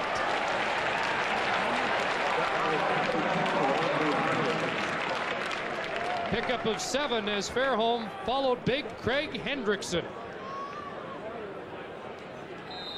Craig Hendrickson did just a peel block around made his initial block at the line of scrimmage, came back around and just absolutely flattened number 44, that's Brian Warren, and just allowed Jeff Fairholm to be able to pick up the yardage that he did. Austin to Saunders to Elgard, and he's carried to the 1. Now I know why they had you doing such a great job at the NHL playoff games, because you could call it as an assist. Ray Elgard leads the CFL in catches this year. I think this is the most unusual catch he's had this season. Well, getting back to that call I made earlier that you said those hockey playoffs that you did, Austin to Saunders to Elgard, they score! And this is the closest I'm going to get to being in the coach's corner. That wasn't bad. Austin to the goal line and in. Second touchdown for Kent Austin. As he followed the Hendricksons in again. And Mike Anderson. And the Riders have a major against the wind. Big drive, big points for Saskatchewan. There's Kent's wife, Shelley, celebrating. I like the t-shirt. Hey, check the t-shirt out. That's pretty cool, huh? All right. With authority, they got into the end zone that time, in the sense that they know that they're a team on a mission right now, that one of the lacking things that they did, we talked about earlier, is getting the ball in once they get into that 25 to 20 yard line. And they're doing a very good job of it so far in this game. 2 for 12 coming in, but 2 for 5 in this game, as Ridgeway adds the extra point. 23-8, Saskatchewan leading, 2:54 left, first half. Ken Austin doing a great job that time. Something that you don't normally like to see your quarterbacks do is once he takes that quarterback's name is to come up over top and show your chin, because those linebackers want to take a shot at you. They want to come up and throw themselves and throw their bodies in front of you to try to get you. But Ken Austin had enough time and enough weight to get his ball into the end zone. No wonder those big guys like to block for him. He lets them spike the football when he gets into the end zone. very talented fella. We were joking with him, yesterday about the game, because of the last situation that the three of us had was when I had to go to the hospital, and this was back in November, and he came in and did a great job in the Western Final. I told him he better bring his blue suit and a tie just in case we may need help today. Yeah, that ball changed direction in the wind. Riders have it. Oh, they played the wind perfectly. Errol Brown, the first draft choice of Saskatchewan out of Esterhazy, knows the wind on the prairie and played that ball perfectly. That's the guy yesterday kept, they were all saying, was a Rocket look-alike. If he takes his helmet off and puts on a little blue hat, you'd swear it was Rocket Ismail. Well, he could have fooled me yesterday when he came into the stadium. Now, this is a situation. You see, everybody's looking up. Toronto, everybody's looking up to catch the ball. And you got to treat that hands team. You got to go out there, make a block, and let the guys in the second wave of receivers in there catch the ball. Narcisse almost got away in the left flat. Reggie Pleasant just got enough. And Errol Brown might show you that he's a dead ringer for the Rocket. Narcisse with another productive first half, coming off a good game against Sacramento last week. 6 catches for 111 yards against Sacramento. 3 catches for Narcisse in this game. They hand it off to Saunders. Nothing doing that time.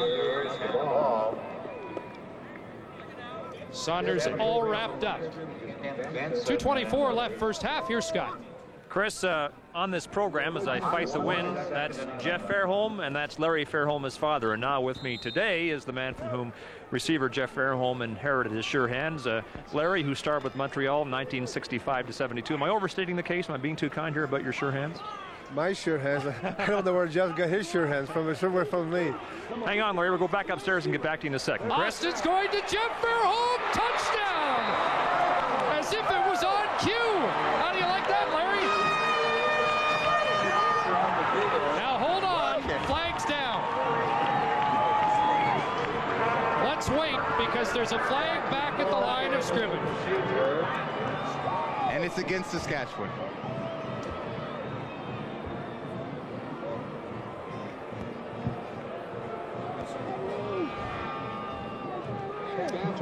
So that had illegal procedure against number 32. That's Mike Saunders. Let's rejoin Scott. Okay, Chris. Well, that play followed the script just like we wrote it, except for the penalty. Well, he had the corner beat, but too bad. All right, we'll get back to you again in a second, Larry. I want to ask you a question about expansion in Montreal. You're well qualified to talk about it, but in the meantime, let's go back upstairs for this play. Chris? All right, Scott. Now 2nd and 15 after the penalty. Check that 16 after the Saunders loss of 1. Austin has lots of time, but overthrows Elgard in the flat. Scott? Okay, Chris, Larry, a moment ago we were talking about expansion and a team going back to Montreal. You entertained the possibility a few years back of heading up a group to take a team there. The commissioner still speaks fondly about it. Is there enough interest to think about it in realistic terms? I think there's enough interest, but the interest is decreasing as time marches on. They're going to have to make a move fairly fast, find some very serious investors, and get on with it. Fair to say then, if not next year, then never? I would probably agree with you. All right, Larry, thanks for your time. Enjoy the rest of the game, and maybe Jeff will catch one with no flags. Thank you. Okay. Chris? At the 46-yard line, against the wind, out of Dave Ridgway range, so Matic comes in. And it will be Terry Dickey up to the 15-yard line. So the Argos have 1:51 to work with in this first half. They trail by 15. Matic did an excellent job that time as far as kicking the ball, kicking it low into the wind. And that coverage team knows for a fact that ball is going to hold up. They get rid of that block, and then they get downfield and sprint very quickly. They got a good chance to get there and make the tackle. And that's exactly what the Saskatchewan coverage team did. Paul Vida getting attention at the Saskatchewan bench. First down for Kerrigan and the Argonauts. Mike Clements, short gain left side. You saw the numbers for Kerrigan. They look like Tracy Ham numbers so far this year.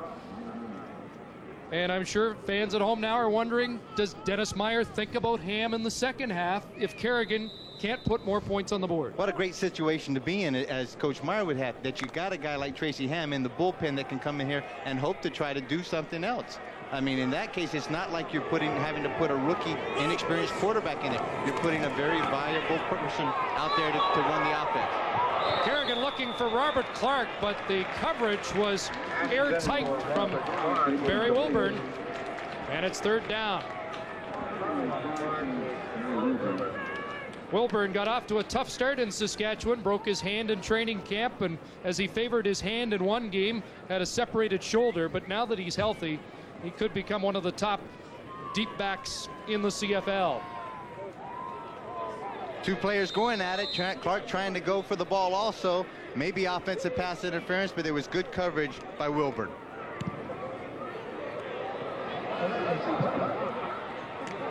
Ulmer broke a tackle and gets into Toronto territory, 52-yard line, and quickly onto the field. Austin leads the offense, 1:19 left, first half.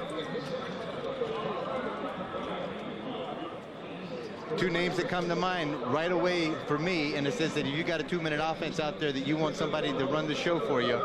One is Ken Austin, the next is Doug Flutie. This guy can make miracles happen in a very short period of time. Just 5 touchdown passes on the year. Austin's scored twice on the ground himself in this game. Play action didn't fool Rodney Harding, and down goes Austin. Back at the 42-yard line. And Harding gets an early birthday present. He'll celebrate number 31 tomorrow. Fakes the inside counter trap to Saunders, a play that they had a lot of success early from, and then got a little cute with it. But all of a sudden, Rodney Harding's not going to have anything to do with it. Those defensive players are pretty smart. They're no dummies. Rodney with 12 sacks last year. That's his second this season. The all-time Argo leader. Though Harold Hallman's on a couple of all-time lists, the Argos and the Calgary Stampeders. Second in a bunch. Austin to Saunders. Benson's there. And Don Moen is too. And the linebackers have a little meeting. And the focal point is Mike Saunders. Perfect situation. You got the play exactly that you wanted them to run as far as the Toronto defense is concerned. You're dropping back in a deep zone, and then all of a sudden you just want to make sure that they don't go for any home run ball, don't give up anything stupid, and then you make them throw it short. If they do, then you react, you close in, you pursue. And Don Moen, once he pursued, he came there with authority. Argos stopped the clock, 46 seconds left in the first half. And as they found out Wednesday, a lot can happen in the final minute, as Doug Flutie showed them. When Flutie marched his team in the dying seconds to field goal range to beat Toronto 39-36.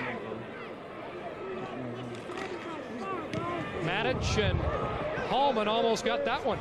Dickey dropped the ball, but pounces on it quickly. And Kerrigan will start from the 37 with 39 seconds left.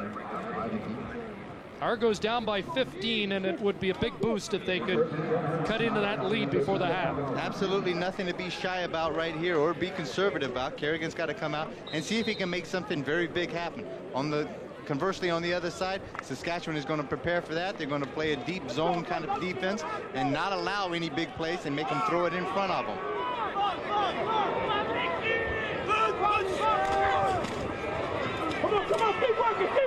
Kerrigan double pumps and throws incomplete to Clements.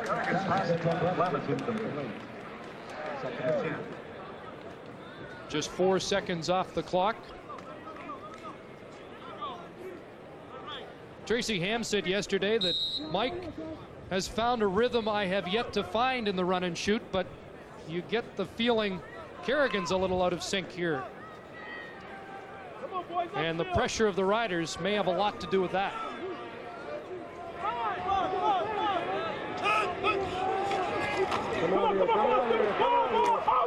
There's a big hit as soon as Warren Hudson touched the football. Saskatchewan snuffed that out quickly. Maurice Crum again, the rookie, with a big play. This is a guy drafted by the Chicago White Sox. Great baseball prospect as well. One of the most impressive things that I read about him, Chris, was the fact that he was one of 5 finalists in the nation for the Dick Butkus Award as the nation's best linebacker. That takes into consideration a lot of football players. It's quite a compliment to that young player. Don Matthews feels that Maurice Crum will be an impact defensive player. And Olisic letting the clock run down here.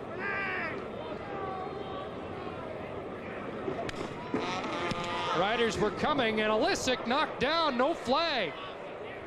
Big kick at Ulmer, back inside his 15. Terrell Ulmer taken down at the 23-yard line with no time left on the clock. So that will do it for the first half here at Taylor Field. And Dennis Meyer going back to the drawing board. Had to make a tough decision on a starting quarterback for this game. Went with Mike Kerrigan. Perhaps he has another tough decision now on who will come out to play the second half for the Argonauts, who trail Saskatchewan 23-8 after 30 minutes at Taylor Field.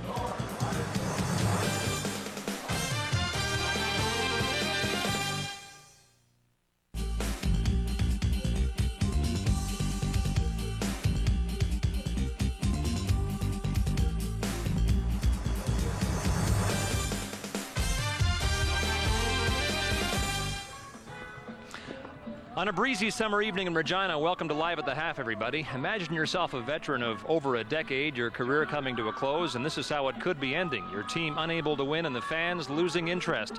It's tough for veterans like Don Moen to take, especially when they've known much better times against which to measure their current frustration. I've been playing this game for a long time, 12 years to be exact. Most of it good, some of it bad. Going through some tough times now, but it's those early years that are keeping me hanging on now. Graysley from his own 7-yard line. Holloway is throwing deep down the right side. It wasn't until 1987 when we got back to the Grey Cup again, and it was a devastating loss. It was a crushing blow to me personally, and I didn't know if I was going to recover from it. It took me about 3 months to get over that game, and it was the one and only time in my career to this point that I've contemplated retirement.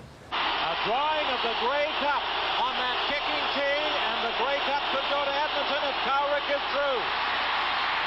He is! For us to win the Grey Cup in 1991 with all of the expectations, all of the hype, all of the pressure, with the chemistry of such a great bunch of guys, is a feeling that I will cherish and I'll take with me for the rest of my life.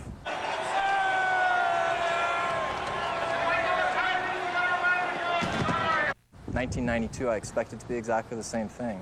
Unfortunately, some things happen. A lot of things happen. And there's pushing and shoving at the Argo bench, and now quite a battle is going on. Andy McVay is in the middle of it. The Rockets trying to get involved as well. We started off slow. We're 0-4. The first 2 games, we knew defensively that it was going to take time for our offense to gel. Ham slipped as he tried to set up. The pass is intercepted. And in some difficulty, lost the ball. Jay Brigance was pressuring Ham. We went into Calgary. Nobody in the world expected us to even be close. It was a game that we should have won. Good job, D. Good job, Harry-O. Good job, D. That's a junior. I'll tell you what, we feel really positive about our future, very positive about what we can get done, and we think when November comes that we're going to be a factor to be dealt with. Argo veteran Don Moen with us now on Live at the Half. Don, any relief from the frustration of this season in the first half of that game? Actually, no. I thought we were doing a lot of good things, but then, like we'd done earlier in the year, we shoot ourselves in the foot. We get 45 yards in penalties in one play. A couple of other penalties that have just really killed us. We just got to be more disciplined and try and keep them off the board when they got the win, and our offense has got to move it when we do have the win. Don, for a player like yourself who came back in large part because of the sour taste left in your mouth from last season, how much pressure is there to help direct a turnaround to vindicate your decision to stay in the game? There's a lot of pressure on all of us to do that. All of us that came back didn't want to go through what we went through last year, and And we really, truly believe that that is not going to happen. We have a great bunch of guys. We have a great bunch of character. We just need to stop shooting ourselves, and I think we'll be fine. Don, thanks for your time. Okay. Don Moens, Toronto Argonauts trail by 15 after 30 minutes here at Taylor Field. Stay with us. Live at the half. We'll return in just a moment. Back with you in Regina. The clouds have rolled in, so have the mosquitoes. The Rough Riders trying to win back the confidence of their fans, and they did an admirable job in the first half.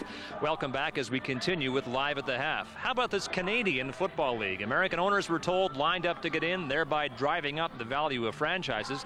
But here in Canada, at least one team has had to slash ticket prices to get the fans in. Here's what's current early in the season.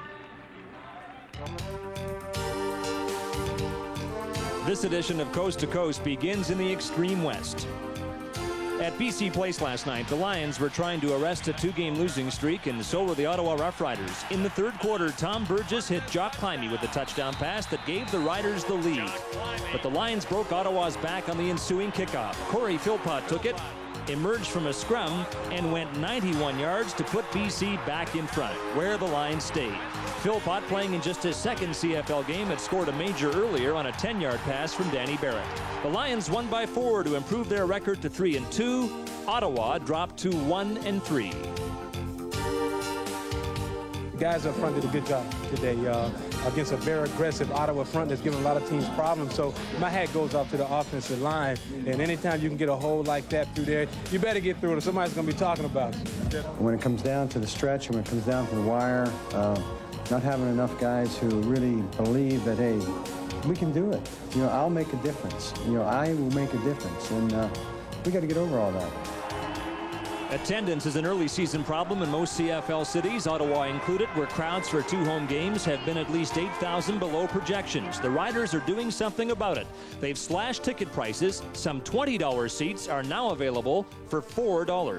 My background is marketing, and to me, affordability has always been my issue, and we wanted to make this game affordable for the people in Ottawa, so I gave the staff an assignment and asked them to tell me what prices they would have to have so that we could fill up that stadium, and that's the prices they'd come up with. On Monday, the league added a 10th team in Las Vegas, unable to resist Nick Milletti's check for $1 million. And we're told Phoenix businessman Mark Rogers will soon put down a $50,000 non-refundable deposit for a team he hopes to establish in either Honolulu or Louisville. In Hamilton this week, the Bombers won handily to take a share of first place with the Ticats. Winnipeg head coach and general manager Cal Murphy is still not walking. He's making the rounds of the CFL on his motorized scooter. Murphy broke his hip and his arm when he fell off a balance board in the Bomber locker room a few weeks ago. He's been known to perform stunts, and inside the CFL has obtained this exclusive footage of a young Cal Murphy practicing for another career before he decided on football. Cal Murphy's fall off the balance board came almost a year to the day after life-saving heart transplant surgery. His latest ongoing recovery has served only to delay his debut with the Flying Melendez. Well, Chris, Don Moen likely said it best. First half of this game has not done much to make the Argos feel better.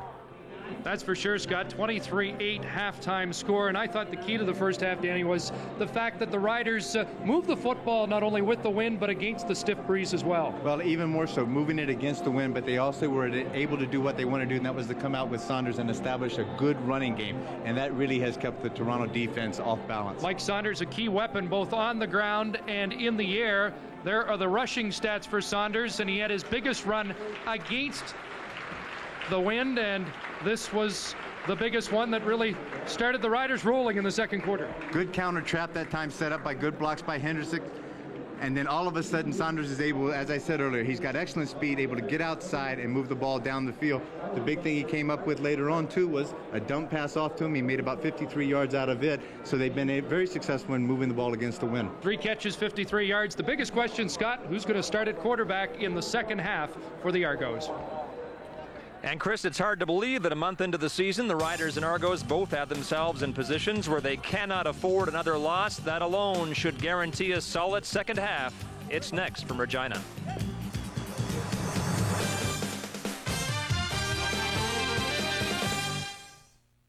Second half, Wally Zatilny with the short return.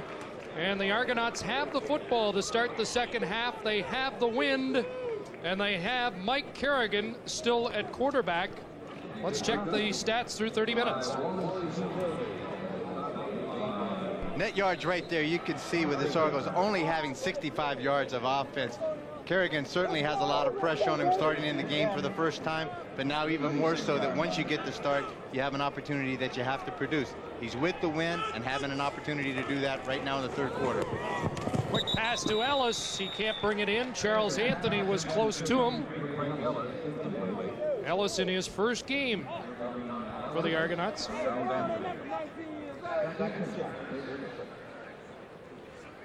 Craig was a little anxious to get back in the lineup. There you see he's had one catch in the game, but just not much there for Mike Kerrigan. Well, in this wide open game, there is just no way impossible that you're going to win any kind of football games when you only have 4 completions in the first half. Key stat, they did not convert a second down in the first half. Kerrigan throwing to Clark, and Wilburn again, step for step with the receiver. There is a flag on the play.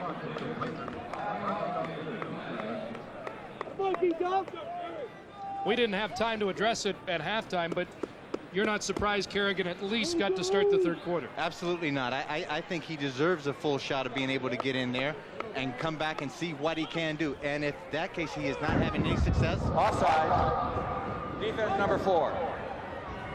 Major foul, roughing the passer. Defense number 24. First down. Well, they get a first down via the penalty, and here are the stats for the Argos with the win. Their 8 points did come with the wind, and as you can see, not much there when they were going against it. Coming back just to finish the thought that he should get the opportunity to start right now, but you've got somebody like Tracy Ham in the bullpen. Do not be afraid to pull Kerrigan very quickly and get Ham in there and see if he gets an opportunity to get it going late in the game. Look out, Kerrigan hit but got the ball away. Kip Lewis with the catch. Chased back, but his forward progress was near the Saskatchewan 45-yard line. From what I understand about the run and shoot offense, a lot of times it is timing, and you have to be able to get rid of the ball in certain steps on certain routes. So therefore, if you don't get rid of it, or if you're late getting rid of it, you have to be prepared to take a shot like that. And in this case, you don't mind taking a shot when you get a completion. Second down and a couple of yards for the Argonauts. Hudson off the right side has room, and he's down to the 38-yard line. First down for the big fullback of the Argonauts, Warren Hudson.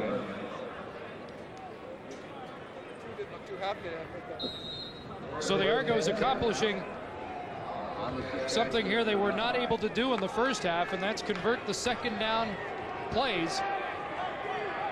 They say that patience is the virtue. Now this is a point. Kerrigan does have to be patient to try to get these points back.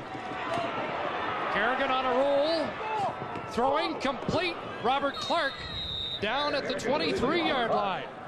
Best march of the game so far. The 6 DB, Terrell Ulmer, made the tackle for Saskatchewan. Clark had a couple of drops in the first half as he works against Wilburn, that time zone coverage by Saskatchewan.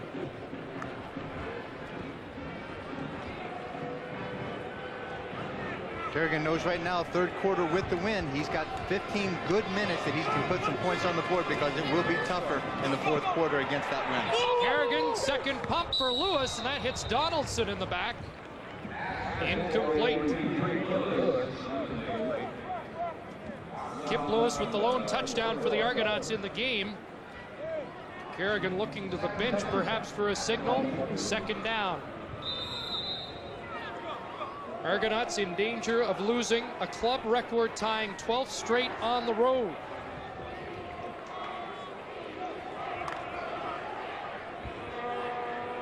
(0-9) a year ago. Away from home. Here's Kerrigan with Ellis open, and it's another first down for the Argos at the 10-yard line. Vincent Donaldson with the stop. Lots of things have been said about Craig Ellis. He's lived out of a suitcase through this league, and he's played in most of the cities that actually do have franchises. But the one thing that I feel very positive about, he is a clutch receiver, and in certain cases, he is going to make the big catch for you once the ball is thrown in his area. First down on the 9-yard line. Craig's played in some cities that don't have franchises yet. But in his 10th year and 7th all-time among CFL receivers. Argos threatening first down. Kerrigan short drop. Has a completion, but not much there for Terry Dickey. Had to check with Terry on the school he came from today, DePaul in Indiana. That was it. And the way he said it, it was kind of good. He said, you know, like DeHaan, DePaul. DePaul. And that was it, because I thought it was a misprint of the thing coming from DePaul out of the States. But he set us straight on that. Mike Kerrigan, a native of Chicago, Illinois, played his college football at Northwestern. We heard off the top of the show that he hopes to play 3 or 4 more years in the league. He's 33 now. And Donaldson receiving attention. He must have been looking at some of those old Ron Lancaster films to give him that kind of optimistic attitude. Well, Mike was worried that the run and shoot was not going to be suited to his style, but he found out that it accented some of his real skills, and that includes the ability to read defenses. We'll be back with more from Taylor Field in a moment. Benson Donaldson was shaken up for Saskatchewan, and Craig Ellis hurting at the Argo bench. Kind of like turnabout's fair play. Craig Ellis got in, and it's Vincent Donaldson who comes in there right with the helmet. Boom! Right there in the ribs, and one of the unprotected areas, right above the hip pads and below the shoulder pads. Gives him a good shot and sends Craig to the sideline. 2nd and goal, Argos. Kerrigan in trouble.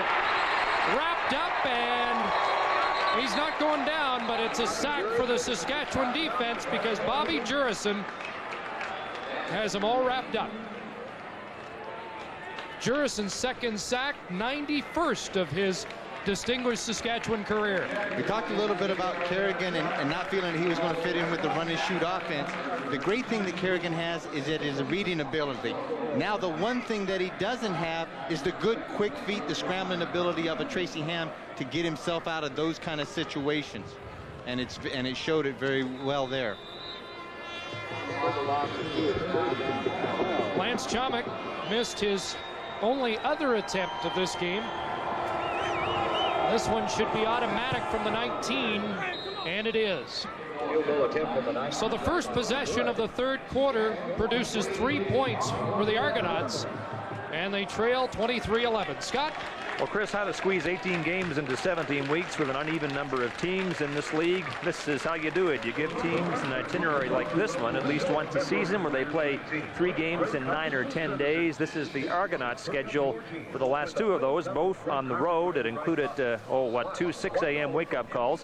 What it all boils down to, though, is no time to practice when you spend all your time traveling, no time to heal when you're hurt. That's the bad part. I suppose the fair part is every team has to do it. The question is it practical? And the Argonauts, who can barely keep track of their injuries, would almost certainly say no. Rough Riders don't feel sorry for them, Scott, because they had the same situation through Edmonton and Sacramento, and they lost both of their games. Here's how Saskatchewan has fared, and you could see success, actually more success against the wind. Well, and that shows a little bit of that knowledge and that experience of a Ken Austin. The fact is, he sees here, he plays here, he practices here every day, and this is the key to winning over here, is having good success against the wind.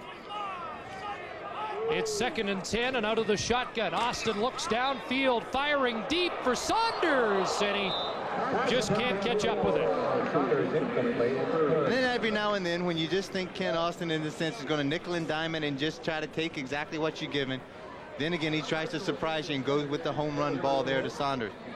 That's Hank Olisic on the sideline getting to take a look, the punter and the kicker, to getting a look at his back. He took a real shot, Olisic, on the final punt of the first half. 3rd down, and Olisic's counterpart, Brent Manich, into the game for Saskatchewan. Argos should get the ball back in good position. Clemens. breaks the tackle, but there's 3 or 4 more riders in the neighborhood. Scott? Chris had a quick word with the Argo medical staff about the condition of Hank Olisic. He's got a slight strain in one of his hamstrings, but they don't think it'll keep him out of action and fully expect that he will continue to kick tonight. But if he doesn't, then it can be handled by his colleague on the Argo kicking staff. So we could see Lance Chomick with a dual role. 27-yard Matic punt, and Mike Kerrigan has good field position at the Argo 46.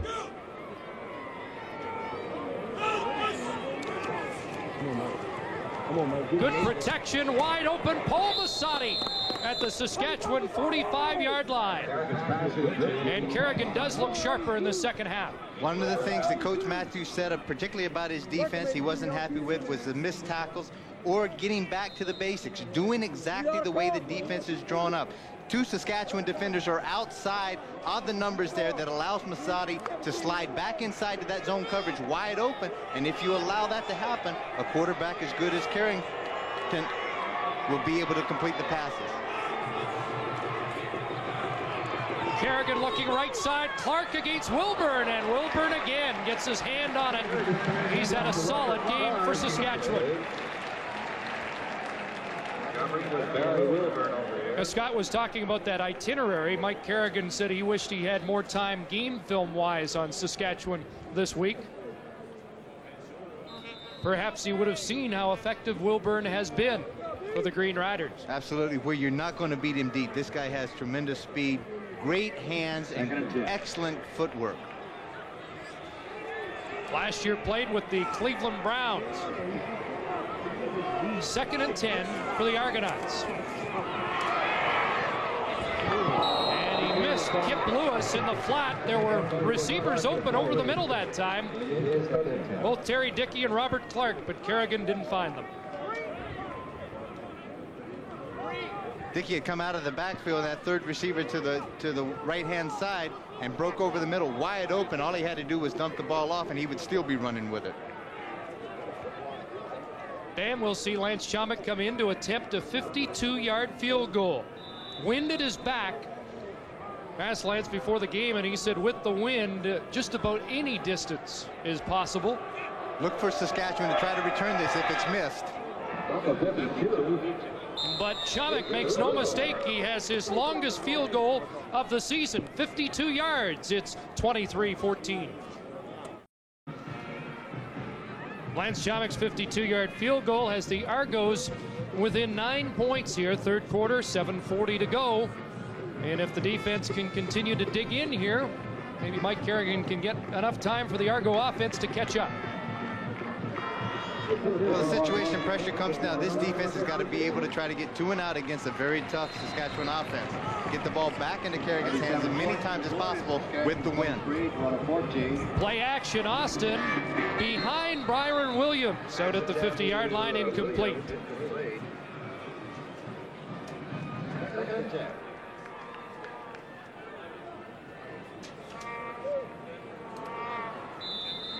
There's Craig Henderson and also his brother Scott Henderson doing it as brothers do, double teaming Mike Campbell and not allowing him to get anywhere near Kent Austin. And the numbers are not Austin-like. 10 for 20, 142 yards. Pressure on, Austin hit. And he throws that incomplete, and he really, I guess that's what Don Matthews yesterday called a delivery sack. Ken Benson came off the corner. The linebacker walked up, came off the left-hand side, absolutely scot-free, untouched, and got right into Kent Austin's face. Kent knew he was going to get hit. Also, he got a good look at seeing Harold Hallman come up the middle. And he just rifled the ball up. And again, showing some experience, throwing it way past where it couldn't be intercepted. Well, you can feel, for at least the time being, the momentum in this game shifting towards Toronto. Matic taking as much time off the clock as he can. Croonan was in, but Matic gets it away. And Clements trying to find some room. And pinball to the 43-yard line.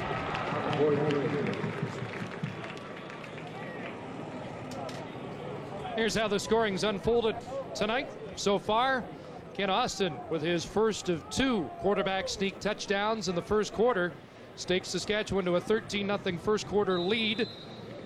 Argos got back in it on the 6-yard pass from Kerrigan to Kip Lewis at 16-8. Austin again, this time against the wind with a touchdown, 23-8. That was the halftime score. But the Argonauts have cut into the lead here in the third quarter. Flag down. Reception over the middle. Robert Clark. Kerrigan to Clark. Complete. In the area where that thrown, unfortunately for Toronto, it looks like it could be a holding call.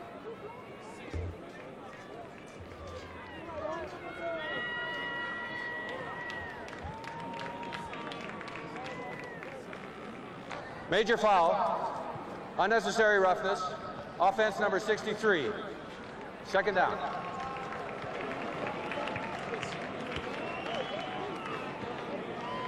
'63, Francois Belanger. The Argonauts, by the way, made a deal this week, trading away their first draft choice in the next Canadian college draft for Steve Rodehuskers of BC.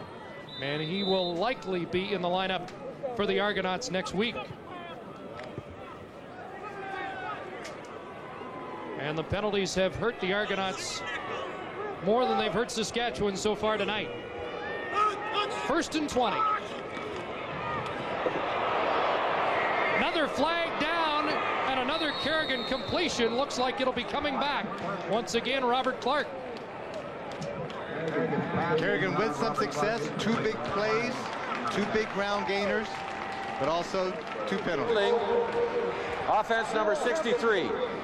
First down, repeat. I would suggest that Craig Ellis typifies the Argos season today. Waited 4 games to recover from a hamstring injury. Finally got a shot in this one, and now he has taken a shot to the ribs that could keep him out for the rest of the night. He's in some pain on the Argo bench, and beside him, Hank Olisic still laying on the turf, although the Argos are still insisting that he is available to punt.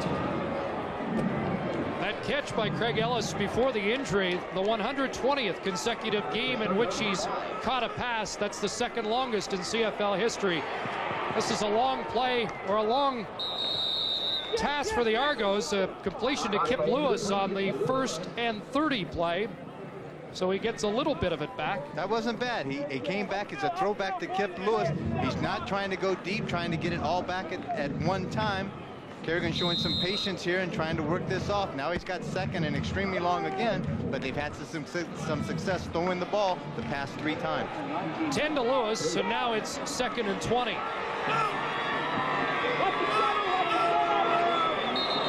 Riders jump the gun, and they'll whistle play down here as Sean Brantley tried to get back,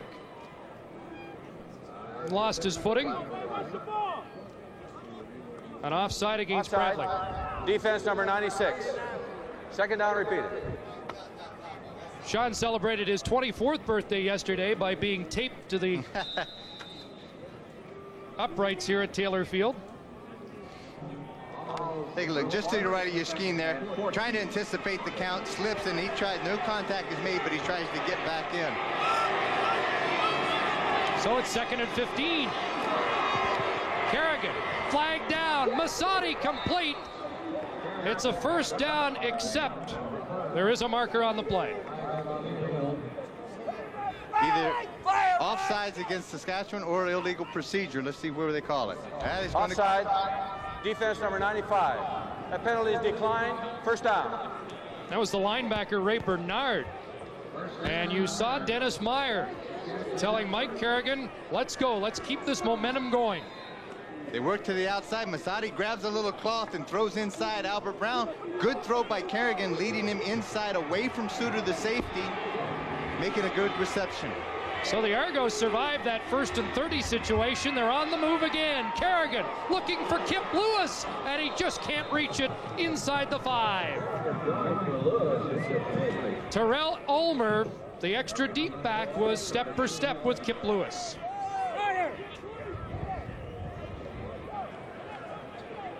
Ulmer they bring in passing situations. That's what they call their nickelback or 6 DB, where they'll have 2 free safeties, Glenn Suter and Ulmer in the back. They take out the linebacker, Brian Bonner.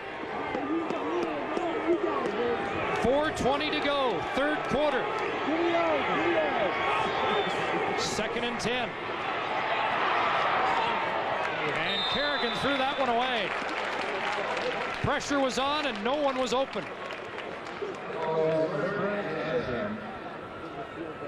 So Mouse Davis has seen the run and shoot. Sputtered tonight, but it's starting to come on. Let's take a look right here, Chris, for a second. Here's the kind of a coverage sack, a blitz sack. You're going to see Crum right here. Bayless is up here.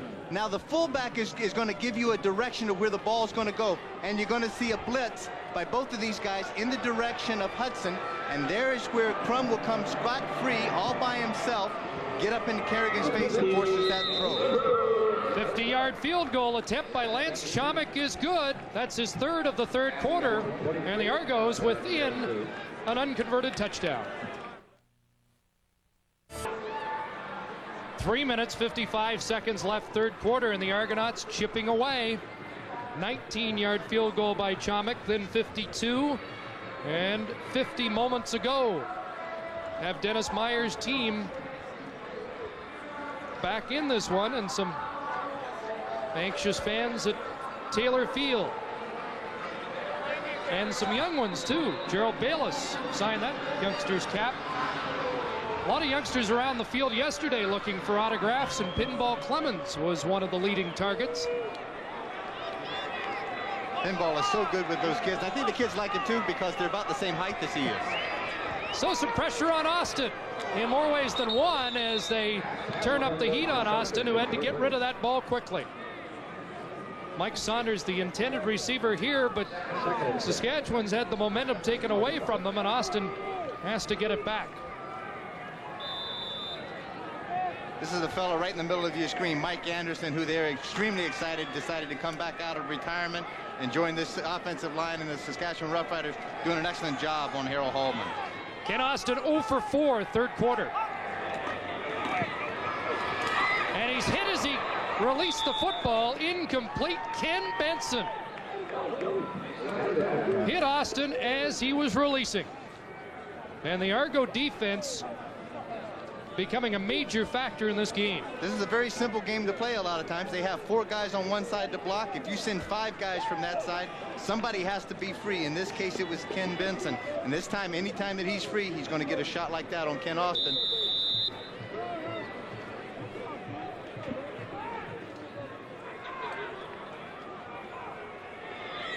Again, Matic trying to use as much of the clock as he can here. Running it right down. Under 3 minutes to go in the third quarter. The left footer gets it over Zatelny, who plays it on a hop. And Wally Zatelny back to the 53-yard line. Peter Miller on the tackle for Saskatchewan. 32-yard punt and a 10-yard return. One other game tonight at Hornet Field. And they've just started, the Eskimos and the Gold Miners. Gold Miners have proven themselves in the past 3 weeks, a team that they really have to be reckoned with.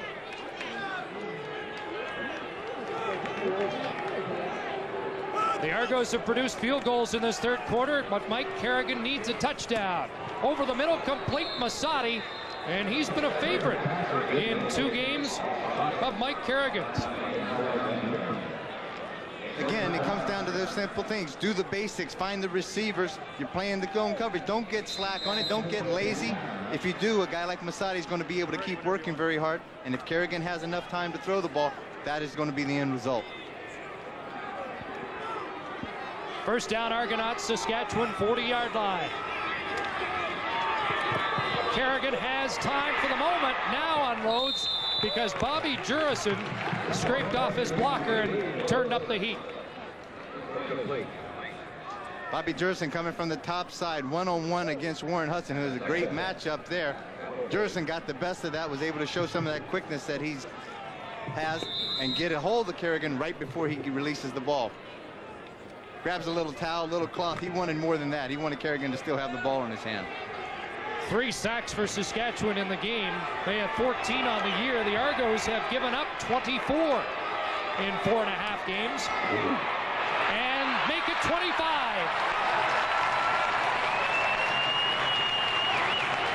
Gerald Bayless was the sack leader for Saskatchewan, and he'll share that one.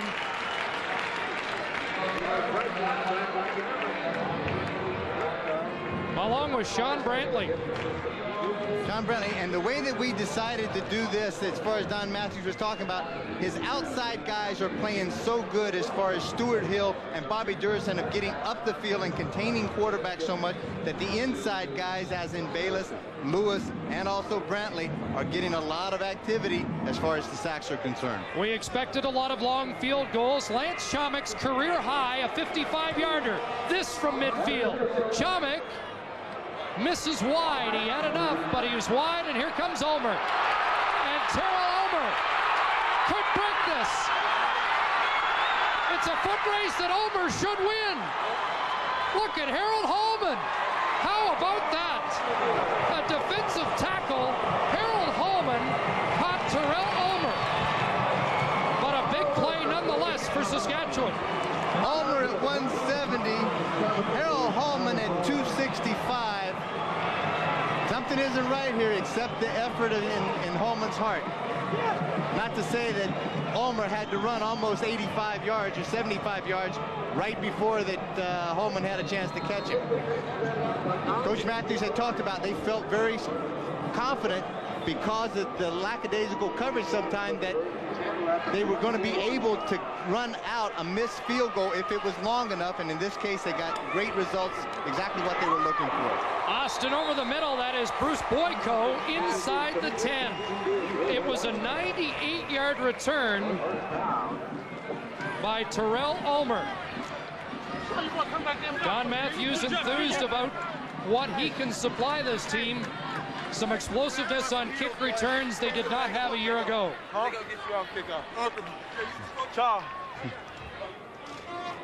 Take a little look. He's trying to figure out. Good shot of that oxygen on that side. Don't talk to me now, man. I can't even breathe. What are you talking about? Short yardage offense is in for Saskatchewan. Stuart Hill and Bobby Jurison come in. First down, Austin. Narcisse and Reggie Pleasant was all over him, and a flag comes down, and Pleasant is not in a pleasant mood about that call. Austin fakes the counter, inside handoff, then turns around. He's going to throw the quick post pattern to Narcisse.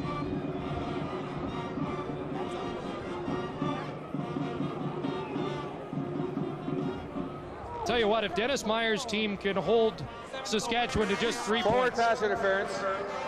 Defense number 2. After this is through the goal line. First down repeated. It was Reggie Pleasant, but if the Argos can come out of this, what a great play by Harold Hallman to make it possible. See, just the left hand of Reggie Pleasant comes up over top of the shoulders. This is a very questionable call. There was much contact there, as I said, Chris. So it's down to the 4. Austin, quick delivery, and somebody got a hand up. Looked like Rodney Harding. Harding and Hallman, 2 great Argo veterans. And Dennis Meyer told us yesterday those are 2 of the leaders that are trying to focus this team to their first victory. We've got a timeout on the field. It's the end of the 3rd quarter.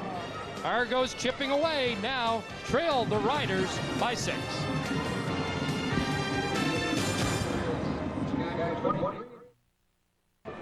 Argos got back in it in the 3rd quarter, but Saskatchewan trying to put them back out of it here early in the 4th quarter. It's 2nd and goal from the 4. Austin into the end zone. Touchdown, Jeff Fairholm.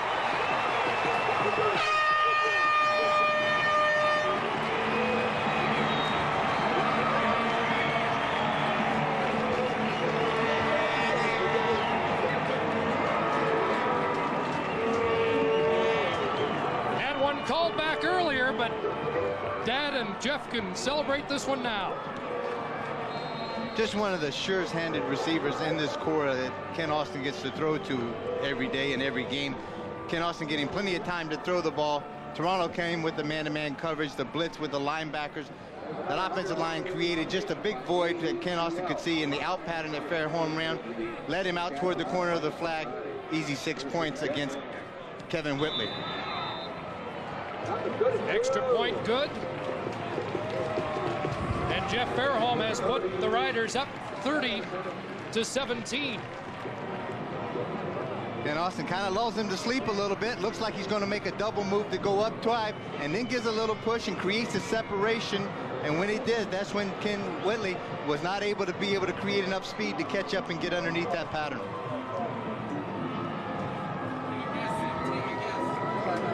He had one of the most impressive individual performances, Fairholm, in one game all last season against the Argos at Skydome. 6 catches, 244 yards.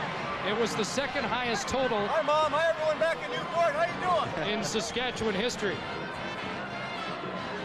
He came into week 4 just 1 yard behind Earl Winfield for the lead in passing yardage this season.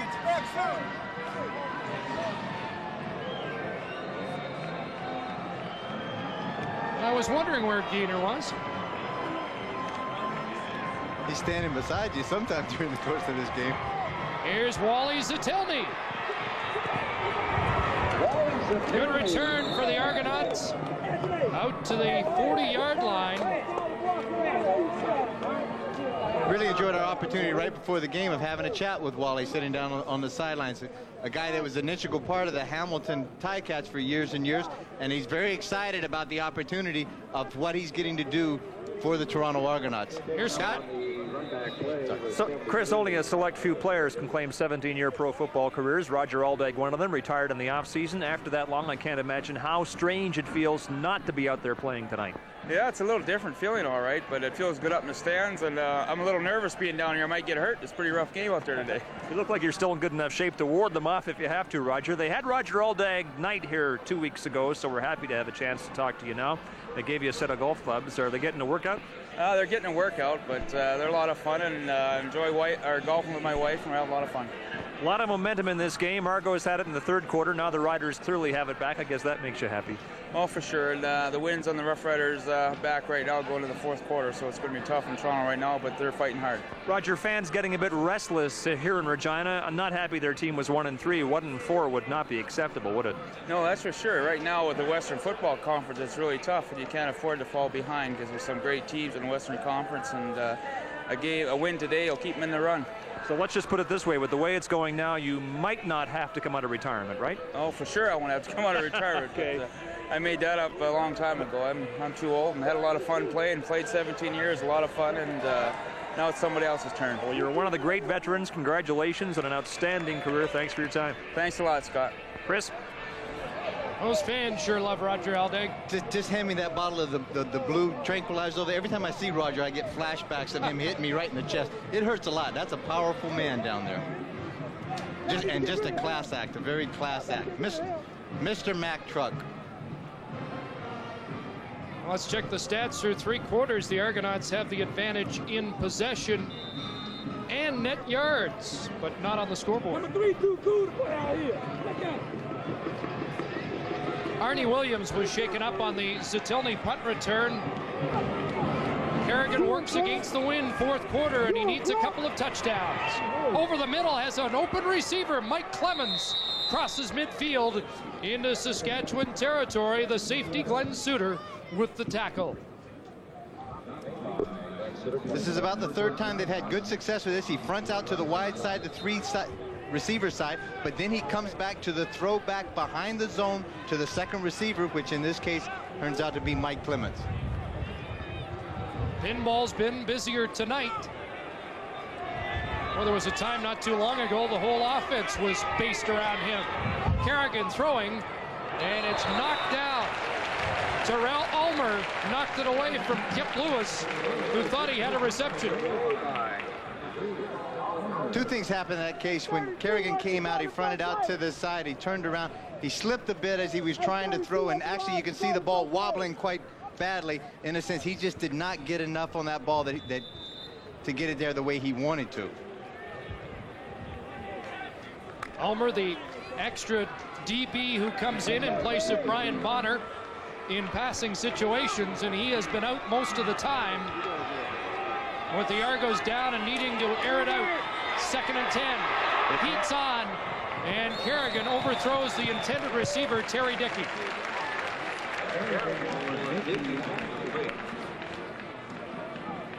But the Rough Riders pass rush appears to be giving Kerrigan more trouble in the last couple of series.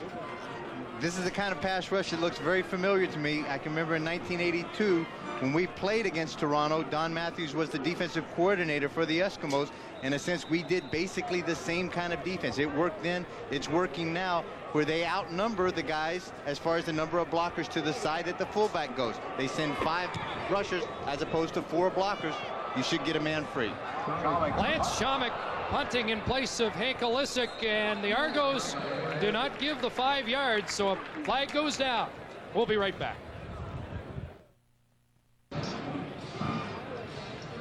Back at Taylor Field, Saskatchewan has the football with 12:48 left.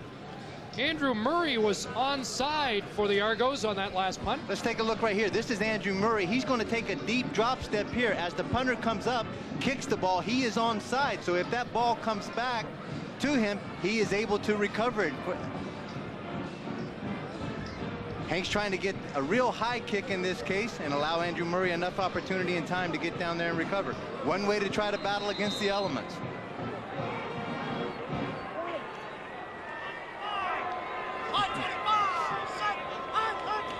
In Austin, 1st and 10. Has a completion to Mike Saunders, trying to spin away, but can't, from Darren Hughes. Up at the 40-yard line. It's a pickup of 5 yards.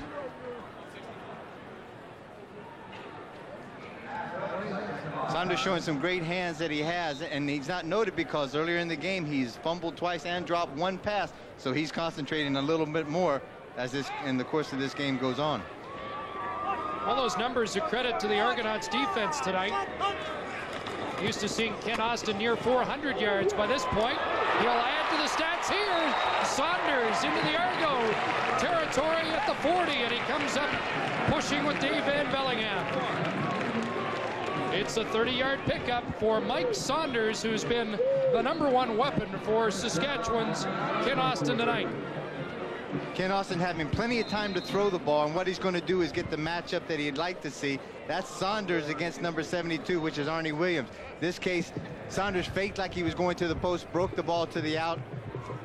Austin was able to anticipate that. You get a big completion. A little bit of a mismatch in speed-wise there between those two. Austin pulls it down, and down he goes. Brian Warren and Mike Campbell are on top of Ken Austin.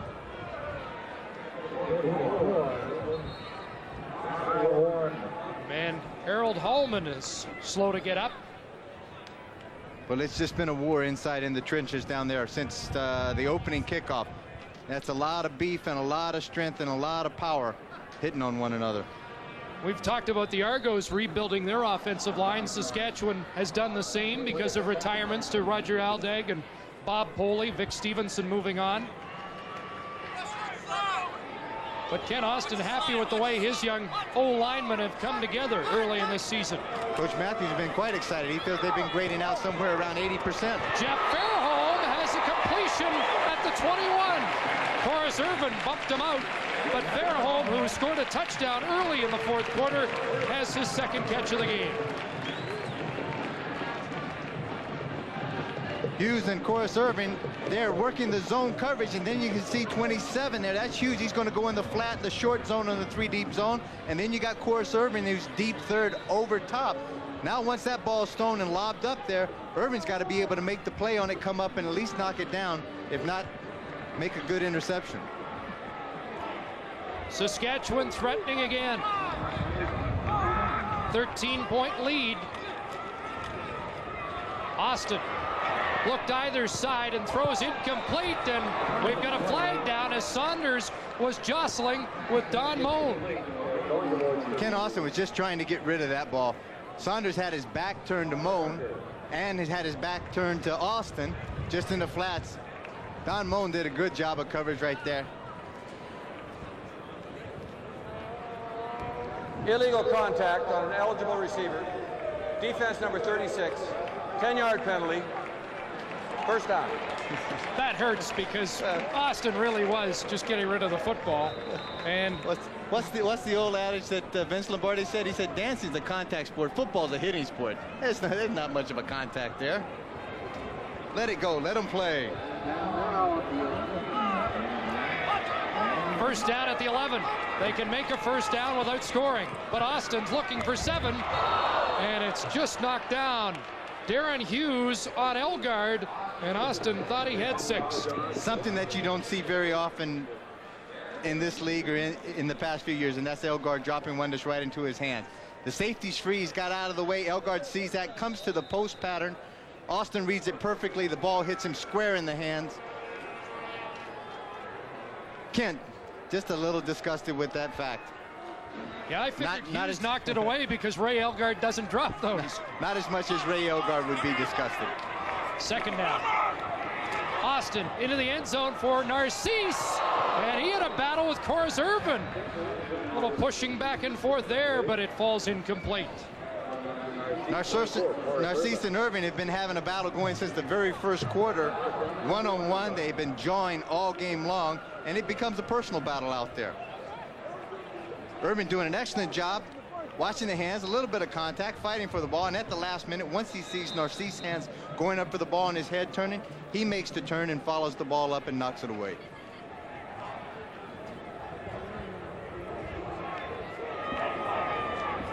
Dave Ridgway will attempt from 18. And he has his 3rd of the game. And it's now a 16-point Saskatchewan lead.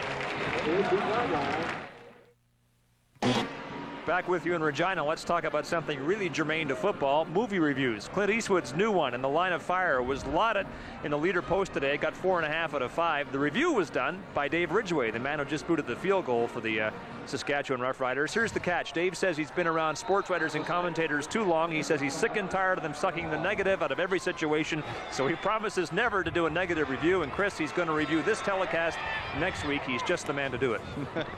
Well, if he reviews it, he'll like it, because he said he'll only review films he knows he'll like. Yeah, how does he know before he gets there that he's going to like the movie? He says, he just never goes to a bad flick, and I can't understand that. Of course, he's a kicker. You know, again, kickers are strange. They're unique kind of people, and they live in their own little world, so you have to just kind of go, like, humor him every now and then. He told me the cult favorite of the year will be Reservoir Dogs. Says he has 600 movies at home, and he loves every one of them. Scott Oakes has seen that movie. We should get a review from him on it. Here's Pinball. Didn't expect a running play. Saskatchewan didn't, and Pinball Clements into Rough Rider territory inside the 50. Vintage Mike Pinball Clements right there with what he's done for a number of years.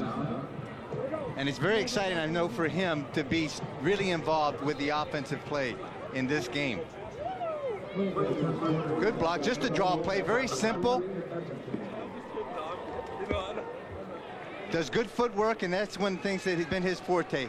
Excellent quick feet, able to elude blockers and tacklers. First down, Kerrigan, and he throws over the head of Kip Lewis.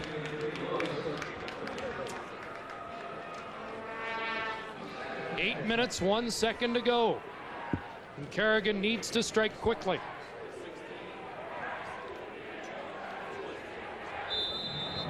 Really is such a double-edged sword right now. The thing that he has to do is try to put points on the board, strike quickly, as you said, Chris, but the main thing too now is he's got to do it against a very, very tough wind.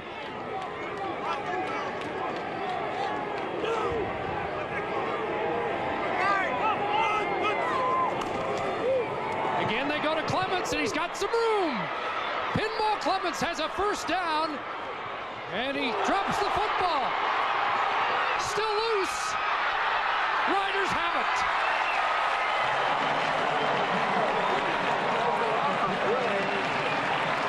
Mike Clements had the first down and more, and as he tried to break it, he forgot something. One of the things that happens to ball players and basically ball carriers that keep fighting and keep working to try to gain extra yardage all the time, that they allow themselves to get free shots on them. And there is a good opportunity where Terry Elmer comes up and strips the ball just clean from Mike Penball, and then there's a real mad scramble for it, and Saskatchewan comes up with a big play. Charles Anthony and Ray Bernard popped on it. Absolutely must. And it's back in the hands of the Argo defense as Austin looks downfield, and Elgard is hit hard. A lot of traffic around Elgard, and Hughes got a lick in. Well, if you take a quick look at that, I'd be Elgard. I'd look back at Ken Austin and say, listen, I'm sorry I dropped the pass in the end zone, but you don't have to hang me up by throwing me right in the middle of 4 guys in the zone. You know I'm going to get the heck knocked out of me. Mike Clemens consoled at the Argo bench. I give credit to Ken Austin in this situation, because what he wants to do there, not that you may have to, is go right back to Elgard as quickly as possible to build his confidence back in catching the ball. Draw play, Saunders. He breaks a tackle. Saunders gets outside. And he's hammered at the Argo bench, but it's a big gain for Mike Saunders into Toronto territory.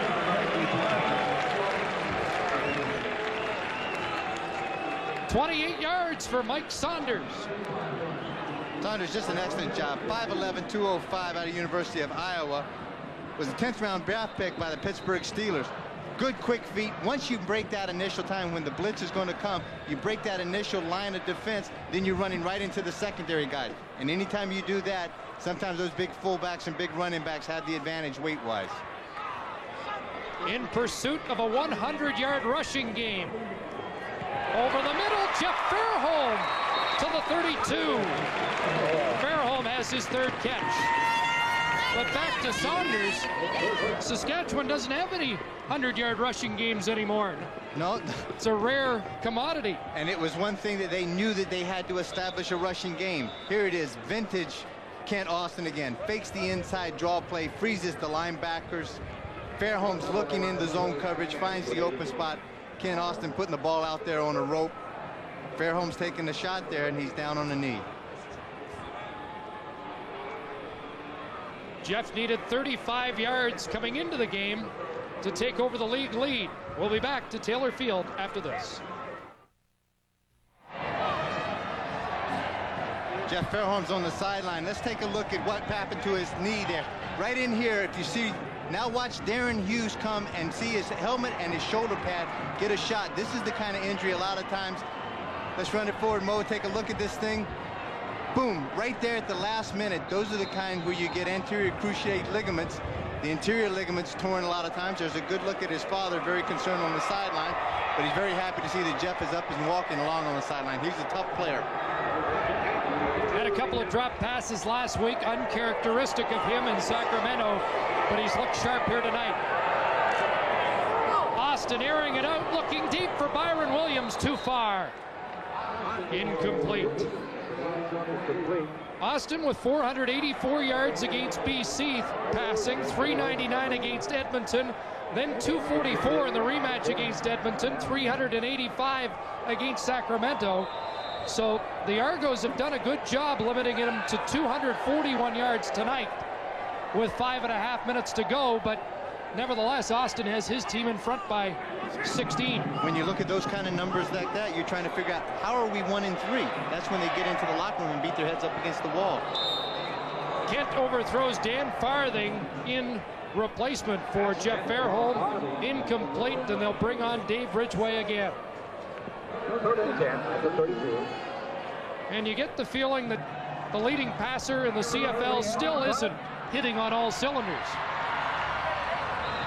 No, he's had moments of brilliance in this game, but he's had some moments where he's gotten rushed quite quickly, and he's looked very unsettled sitting in the pocket.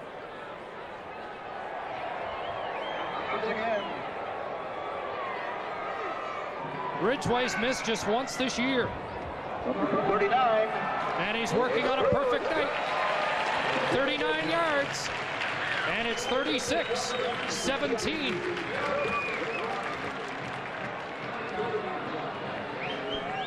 Number 2 all-time in the CFL in field goals. Now has 469. Louis Pisaglia leads all field goal kickers in CFL history. He'll be in action with the BC Lions at Commonwealth Stadium next Saturday. Eskimos and Lions in a important early season matchup. Battle for second place. Excellent battle. BC looked extremely well last night in their win over Ottawa. Well, the Argos in danger of losing a club record, tying 12 straight on the road tonight. Kerrigan has a completion. Robert Clark up at the 45, close to the first down marker.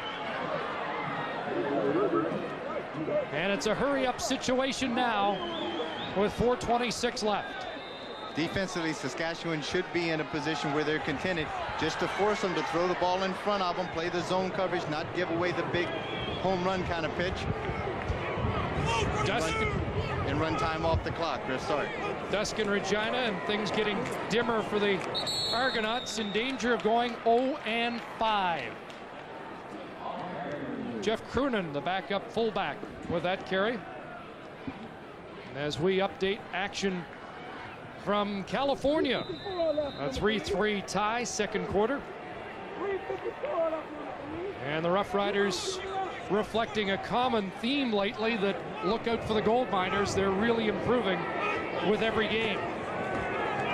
Kerrigan in the flat. Terry Dickey has a first down. Glenn Suter with the tackle as Dickey moves it into Saskatchewan territory. Take a look. Tough road trip.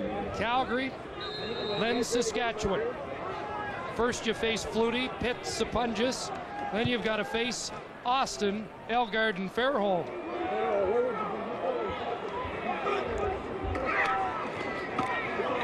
Kerrigan pulls it down to Clements, and I think Mike Kerrigan went over the line of scrimmage, and a flag comes down. I think he did. What the Saskatchewan defense that time did extremely well. He wanted to come out and throw the ball hot on that quick two-step. Saskatchewan got up in his face, made him pull it down. They opened up, allowed him to come up the front, and then he tried to dump it off to Michael Clements. Illegal forward pass. Offense number 12. 10-yard penalty. First down repeated. But he had already crossed the line of scrimmage. Very concerned look on Coach Meyer's face. Well, it'll be 0-5 for Dennis Meyer. And the next game will be Thursday against that rapidly improving Sacramento team. Doesn't get any easier. It will not get to be an easy cakewalk kind of game. Kerrigan fires. Terry Dickey wide open, and he took a hit from Errol Brown, but gets a first down. 3-minute warning at Taylor Field. Tracy Ham has had a seat on the sidelines tonight. He was involved in the conference during the break with Mike Kerrigan and the coaching staff. But we did not see Ham tonight, and yet this team's down by 19.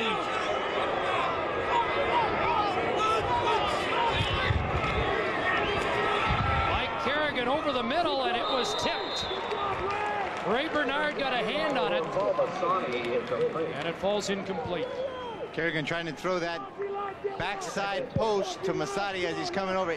He just does not get a chance to see Ray Bernard, who's on the left-hand side of your screen. He makes the good separation, and he's wide open right there, but Bernard comes underneath it from the out of the picture and is able to get his hand on it and tip that ball away.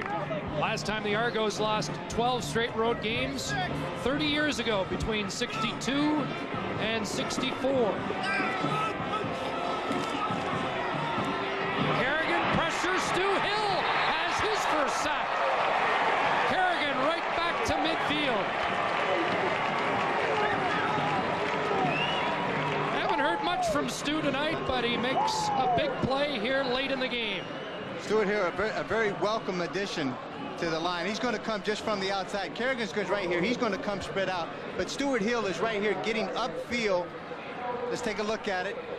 He'll get upfield for the contain. He'll come just from the right-hand side of your screen. Kerrigan's got to stop right there. You got to either pull up because you do not have the speed or the ability at this point to be able to get outside around Stu. He's giving that leverage, and he's going to keep you contained. If you come out, that's what he's supposed to do.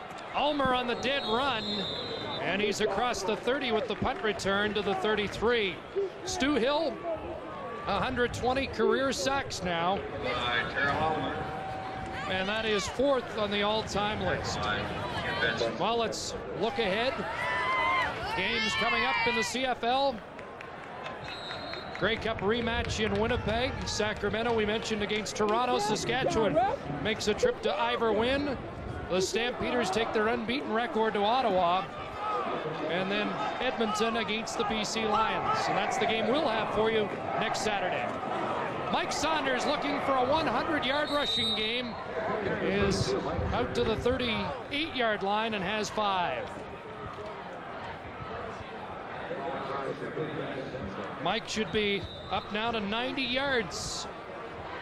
Funny to say that the Riders aren't used to 100-yard rushing games at the home of George Reed. See, my father told me about George Reed, I think, at some point in time. He played back in the 50s?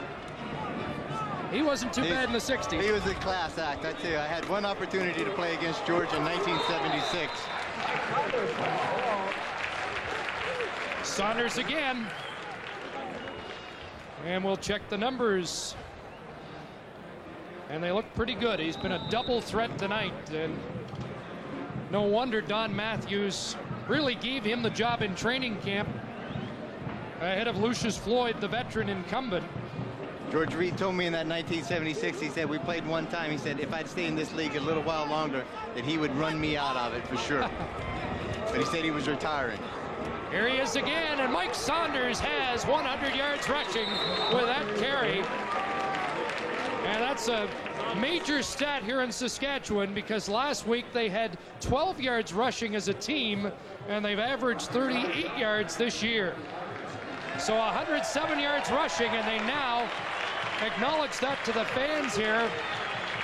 And these Saskatchewan fans, many watch George Reed week after week, wanted to see that kind of running attack. Well, it was guys like that than George Reed that set the precedence and spoiled a lot of these people. So anybody coming as a running back or a quarterback into this Taylor Field has a lot to live up to with George Reed and Ronnie Lancaster. Yeah, George ran a few middle linebackers out of the league. I'm glad he retired when he did, or I may have not had any kind of a career at all. Don Matthews told us yesterday he thought this team was better than his 500 team of a year ago, and they are ready to go 2-0 at home this season. They're 3 losses away from home. They keep calling Saunders' number, and he keeps churning up the yards.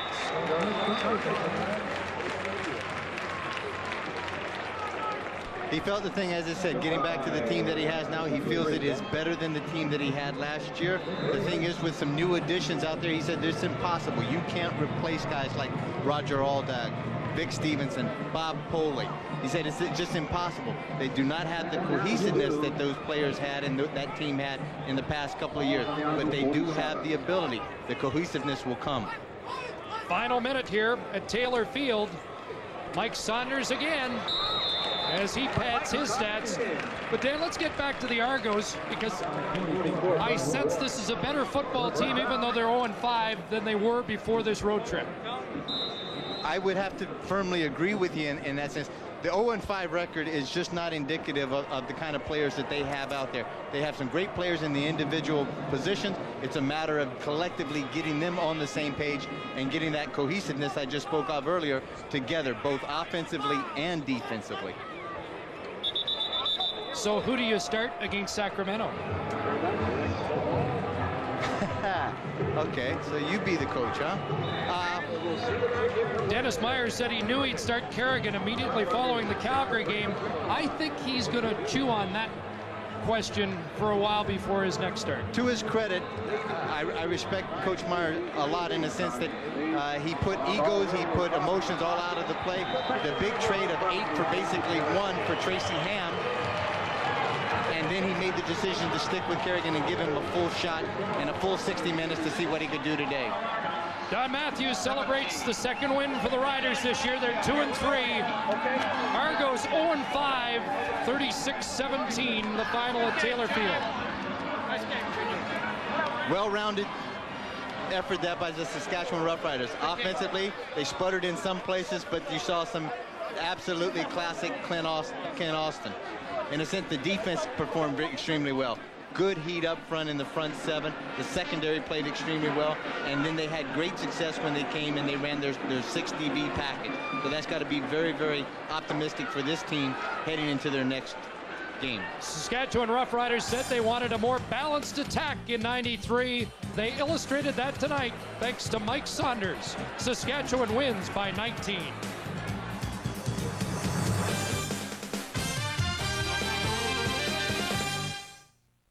Rough Riders were under some pressure to begin an early season turnaround at Taylor Field tonight, and they answered it with a 36-17 victory and a howling win. Star of the win, running back Mike Saunders. The knock on the Riders through 4 games was why were they not running the ball? They did tonight. This carry by Mike Saunders alone exceeded the Riders' total of 12 yards on the ground last week. He ended up the game with 16 carries for 119 yards. And 5 catches for 88 yards. So an all-round yeoman effort by Mike Saunders. I don't suppose in this wind you were surprised to get the carries. No, I wasn't at all. They said going in because of the wind, running game is going to be a good factor, and I'm just glad that I could come through when they asked me to. This was a game you could not afford to lose. Does that sum it up? Most definitely. This would have really put us behind the 8 ball. Now, coming out 2-3, we got a chance to get back in the hunt. Maybe a little help from some other teams in the conference, and we'll be right back up. Do you think you may have established the running game for the rest of the season now? Yeah, I think so. I think we all knew we were capable of doing it. We just put the emphasis on it this week and maybe give a little new formation that people hadn't seen before. And, I got to give all the credit to the linemen, to the receivers. They had great downfield blocks. Bruce Boyko, my fullback this week, did an outstanding job. All right, Mike, congratulations. You didn't miss many people there. And once again, congratulations on the victory. Thank you very much. Chris? Well, Scott, we're used to seeing Ken Austin throw for over 400 yards, and that's the way Saskatchewan has won in the past. But, Dan, I think they're a better football team when Mike Saunders is doing what he's doing tonight as well. Well, without a doubt, when you've got a guy with the ability of carrying the mail the way that he can, it opens up all of their weapons. And, again, Ken Austin is a better quarterback, a better thrower. That young offensive line, with the changes that they made, are a better offensive line, both in their blocking for the rush and the passing, with the ability of him to run the ball. Where do the Argos go from here, 0-5? Thankfully, they get to go home. I think that's the biggest thing. They get to go home for a week of preparation because this is behind them now. They have to put this, build on the mistakes that they made today, try to make the ones that are correctable, correct them, and then get ready for a very tough Sacramento team. And get ready for a tough decision for Coach Dennis Meyer. Will it be Tracy Ham or Mike Kerrigan for that game against Sacramento on Thursday night? Scott?